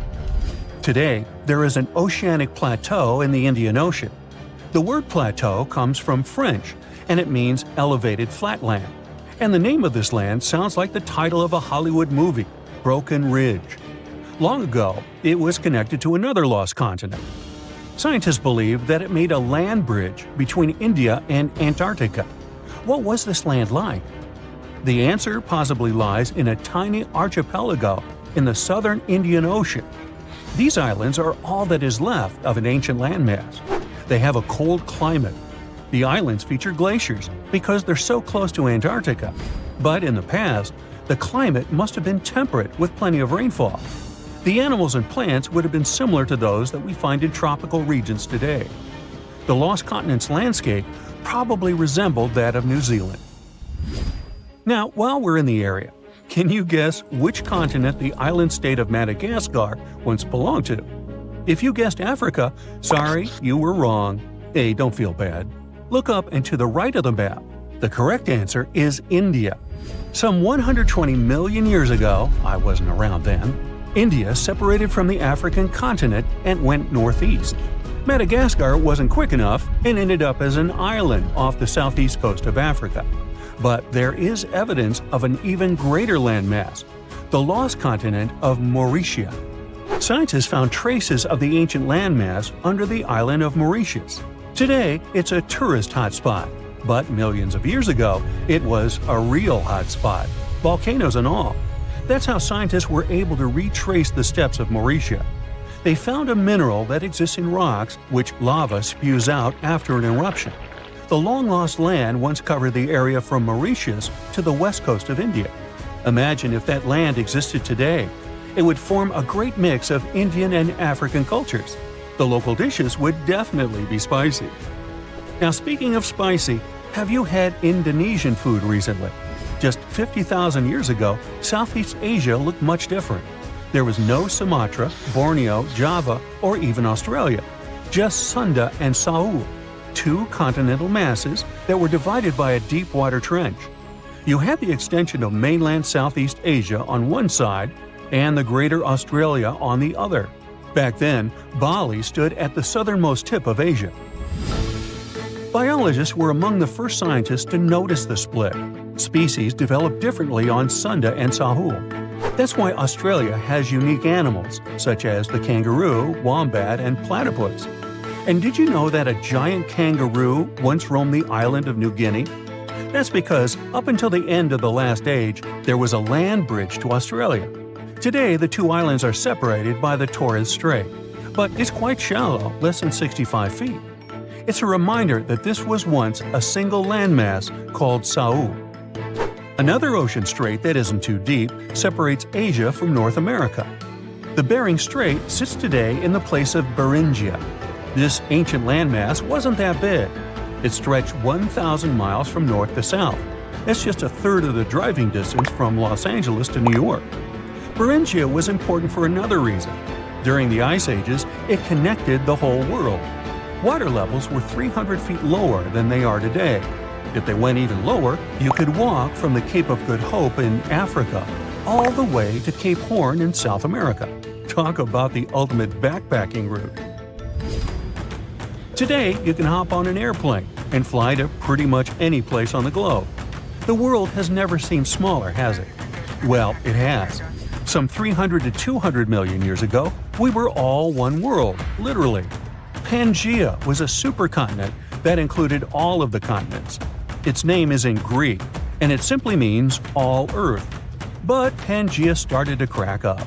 The biggest gap formed between the Americas on one side and Europe and Africa on the other. Seawater soon started pouring in, and that's how we got the Atlantic Ocean. This process is by no means over. While you are watching this video, North America is drifting further and further away from Europe at the rate of 1 inch per year. Doesn't seem much when compared to the average human lifespan, but in the end, all the continents will reconnect with each other, forming a supercontinent. And it wouldn't be the first time in Earth history that this happens. Honestly, I'm not going to wait around for that. Most rivers in the world flow into the sea, but the Okavango in Africa takes its massive waters right into the Kalahari Desert. And it looks like this river manages to do the impossible and defies gravity. The Okavango starts in the highlands of Angola. runs for 1,000 miles like any other normal river, and then drops into the largest inland delta on Earth, known as the Okavango Swamp. The delta has land slopes dropping at nearly 150 feet, which is about half as tall as the Statue of Liberty. The area where the Okavango Delta is now used to be part of a lake that dried up around 2,000 years ago. It takes the Okavango water several months to complete its journey, and the landscape there is never the same. The first European to have found the delta was the Scottish explorer David Livingstone. Yeah, the Dr. Livingstone, I presume, guy? That's him. When he first saw it, he was shocked as he noticed that the water seemed to be flowing backward and even uphill. He saw two strong watercourses connecting the Okavango to the wetland systems to the east. Decades later, other explorers saw them completely dry. Several years later, the watercourses were full again, and they kept emptying and filling up, sometimes changing direction. Scientists managed to explain this mystery when they found a hidden network of faults, part of the Great Rift Valley, under the sand. When major earthquakes happen, like the one in Indonesia in 2004, the Earth sets off a chain reaction. Tiny cracks underground shift just enough to send a trickle of water down the river, and a flood begins, raising the water levels. Plus, in May and June, when winter begins in the southern hemisphere, floods bring more fresh water and life to the swamp. Islands get submerged completely during the peak floods and then resurface again at the end of the wet season.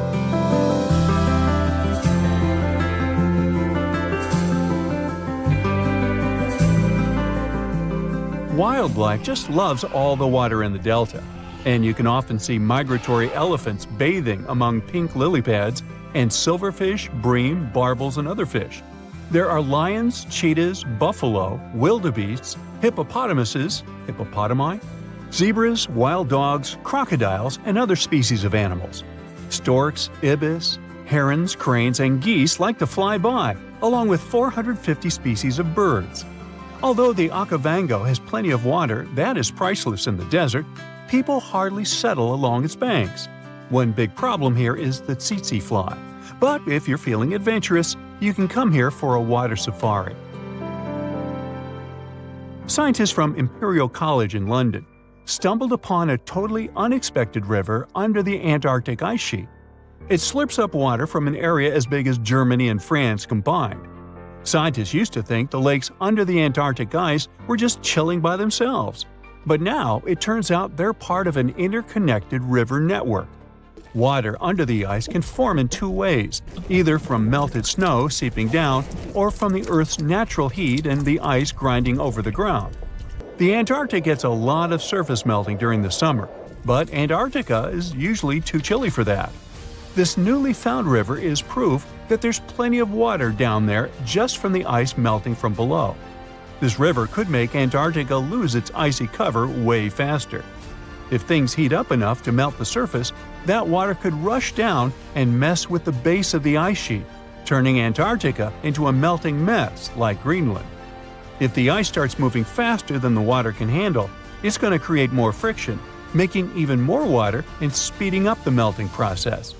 The researchers are on a mission to dig deeper into how this river system works and see if it's causing trouble in other parts of the icy continent. Understanding what's going on down there could give us a heads up on how a changing Antarctica might shake up the whole planet. The Roe River in Montana flows for just a bit over 200 feet between Giant Springs and the Missouri River. It was mentioned in the Guinness Book of World Records as the shortest river in the world, but they had to remove this category altogether because there was some heated debate over this title. Residents of Oregon claim that their D River was the absolute champion, as it all depends on when you measure them. There could even be shorter rivers in Norway or Indonesia, depending on what you see as a river. The official definition says it's something that has constant flowing water in the form of a current and is fed by upland sources or another river, lake, or watershed. Creeks and brooks flow together to form streams. Streams become rivers, and rivers take the water from higher to lower lands, ending in the ocean. There are 12 stream orders, and the first two levels don't have other streams feeding them. So, Roe and its other short buddies technically deserve the title of rivers. I'm glad we cleared that up. Rio Negro in South America is the largest blackwater river in the world and the largest left tributary of the Amazon jungle. Its waters look more like strong tea and seem pitch black only from the distance. They get that dark color from humic acid. When plants containing phenol break down only halfway, they leave behind this tea-like hue. Some people believe that blackwater rivers can't be productive, but Rio Negro helps big fishing industries and has spots where turtles come to lay their eggs. Back in the 17th century, explorers didn't find tons of indigenous folks along the river. But it probably didn't have to do with its productivity, more with diseases and conflicts. There are around 700 different fish species documented in Rio Negro's basin, including at least 100 you won't find anywhere else. A bunch of those fish end up in aquariums, like the super popular cardinal tetra. There is a canal connecting Rio Negro and the Orinoco, which is another major river in South America. Many aquatic species try to move between the rivers, but only the toughest can handle the mix of blackwater and clearwater sections in that canal. There's a unique creek in Wyoming that drains both into the Pacific and the Atlantic Oceans. It begins high up in the Teton Range and later splits into two branches. The Pacific Creek joins the larger Snake River, which merges with the Columbia River and finally reaches the Pacific Ocean. The Atlantic Creek heads east and flows into the Yellowstone, Missouri, and Mississippi rivers and eventually empties into the Gulf of Mexico. If you connect the two creeks' watersheds on a map, you'll get a single blue line between Oregon and Louisiana. Explorers who were looking for the Northwest Passage between the two oceans never knew they could have used the creek. They would just need really tiny boats. Some scientists believe that cutthroat trout knew about this route long before people. They managed to migrate from the Snake River to the Yellowstone River, most likely using the two-ocean creek. Now, every summer, the Caño Cristales in Colombia turns into a liquid rainbow, or the River of Five Colors. At this time, and until the end of fall, the conditions are just perfect for the riverbed to turn bright red, yellow, green, blue, and black. You gotta thank certain aquatic plants growing in the river, a special type of seaweed for all this beauty. During the wet season, the river moves fast, and the sun cannot get to these plants. When the dry season hits, there isn't enough water to feed them. So, the time in between the seasons has the perfect conditions for this colorful show. No other place in the world has anything similar. So, at some point, the number of tourists who wanted to see it became so huge that scientists got concerned it could be bad for this hotspot of biodiversity. The area is home to rare species of animals, birds, and plants. Now, there are ecotourism trails and strict opening hours for visitors. It happened 66 million years ago. Hey, it could have been September. A massive asteroid slammed into Earth, bringing along chaos and devastation. The tragic aftermath of the terrifying collision led to the extinction of dinosaurs. Yes, I'm talking about the Chicxulub asteroid that left a massive crater in Mexico and changed life on Earth forever. And now, it turns out it wasn't the only cosmic rock to hit our planet during that time. Scientists have just confirmed there was another asteroid. This second space rock wasn't as big as Chicxulub, but it still packed a punch. It crashed to the ground off the coast of West Africa, smashing into the ocean and leaving a crater called the Nader crater. And tell you what, it wasn't a small splash.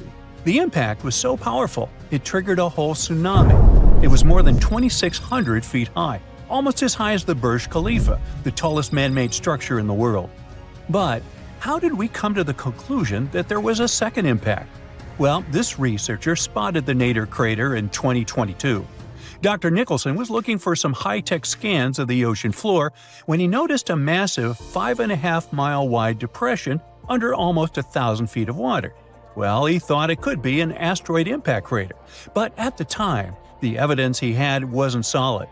But now, scientists have confirmed that this is the real deal. A second asteroid did hit Earth during the dinosaur extinction era. Now, let's see how they figured all this out. For one thing, there were those super high-resolution 3D seismic images. They allowed researchers to peel back layers of the ocean floor and get a crystal-clear look at the crater. It was like going from a blurry old ultrasound to the kind of 3D scans where you can see every little feature. Their findings confirmed that the crater was left by an asteroid, somewhere between 1,500 to 1,640 feet wide. And it didn't just create a hole in the ground. The impact was so intense that it produced a central peak, formed escalating ridges around the crater, and even left a damage zone that stretched out for thousands of miles. Using those super detailed images, the scientists have managed to reconstruct what happened right after the asteroid hit the surface of our planet. First, it slammed into the ocean, creating an initial bowl-shaped crater. As the shockwave spread, the seabed was shaken so violently that it triggered landslides, and the soft sediment surrounding the crater collapsed inward, creating a noticeable brim. As you already know, the impact also triggered a tsunami, and it was so shockingly powerful that its waves didn't just go outward, they actually turned back towards the crater, leaving huge scars on the ocean floor. And this wasn't just one big wave. No, it was a whole series of them, a train of tsunamis smashing everything in their path. Now, this second asteroid impact is a huge deal for scientists. It's a rare opportunity to study a marine impact crater in such incredible detail. There are only about 20 confirmed marine craters in the world, and none of them have been captured with this level of precision before. Plus, this data allows scientists to test new ideas about how craters form in water. You see, unlike craters on land, marine craters are hidden under layers of sediment, which makes them tricky to study. But with this new 3D imaging, we can look at the crater in all its layers. It's like slicing into a cake to see what's inside. Dr. Nicholson and his team are now dreaming of drilling into the crater and recovering samples from deep below the ocean floor. This would allow them to measure the shock pressure during the impact and figure out what happened in the minutes, hours, and days following the collision. Of course, the Chicxulub asteroid is still the star of the show when it comes to the dinosaurs' extinction. This space traveler was giant, somewhere between 6 and 9 miles wide. It hit Earth at a devastating angle, sending vaporized rock and gas into the atmosphere. It caused an impact winter that lasted for 15 years, because all that stuff blocked out the sun and plunged Earth into darkness. Now, probably the most intriguing thing is that some experts think the Nader asteroid might have been a chunk that had broken off from Chicxulub before it hit Earth. It's still just a theory, but if true, it could mean that Earth got hit by a double whammy from space. Now, let's travel back in time to the year 1908 in Siberia. Look around. You see nothing but trees and rivers. And suddenly, a huge object, around 150 to 300 feet in diameter, dashes through the Earth's atmosphere. Is it a comet? An asteroid? Scientists aren't sure. What they do know for sure is that this intruder blew up in the sky over Tunguska, leading to one of the most powerful blasts in recorded history. It completely leveled the forest below, knocking out 80 million trees over an area of around 830 square miles. And that's an area larger than that of cities like Los Angeles or New York. The trees were literally flattened, and their trunks were stripped of branches. They were also arranged in a bizarre radial pattern around the epicenter. But what if this explosion had happened over a city? Every single building would have been destroyed, and countless lives would have been lost. Luckily, this disaster occurred in a super remote part of Siberia. The creepiest thing, though? When scientists finally reached the area years later, they found no impact crater. No wonder it led to even more mystery. The most logical explanation is that when the object went off in the sky, probably around 3 to 6 miles above the ground, it blew up before it could hit the ground, and still, it didn't stop the blast from leveling an entire forest. Fast forward to 2013 and another mind-blowing event, this time over a much more populated area, the city of Chelyabinsk. It was a regular February morning when an asteroid about 60 feet in diameter entered Earth's atmosphere, lighting up the sky. It was moving at a staggering speed of around 43,000 miles per hour. It blew up in midair, about 18 miles above the city. It was a horrific view, but luckily, the asteroid disintegrated high enough in the atmosphere without hitting the ground.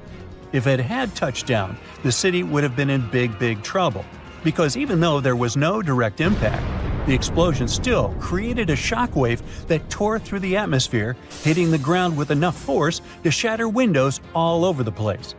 The blast damaged around 7,200 buildings, but fortunately, there were no direct fatalities. Still, it was a major wake-up call. This wasn't just some far-off cosmic event like Tunguska. This asteroid exploded over a modern populated area, and the damage was very real. The good news? Scientists are getting better at spotting such objects before they get too close. Space agencies around the world, like NASA, are tracking near-Earth objects to figure out which ones could pose a risk. But as we can see from these two events, sometimes space rocks can still sneak up on us. And while the chances of a major impact are low, the stakes are really high. At the moment, there's one asteroid that NASA's keeping an eye on. It's called Bennu, and it's about the same size as the Nader impactor. Bennu is considered one of the most hazardous objects in near-Earth orbit. According to NASA, there's a small chance it could hit the Earth between the years 2178 and 2290, and the biggest risk date is September 24, 2182. But don't freak out just yet. The odds of the impact are only 1 in 2,700.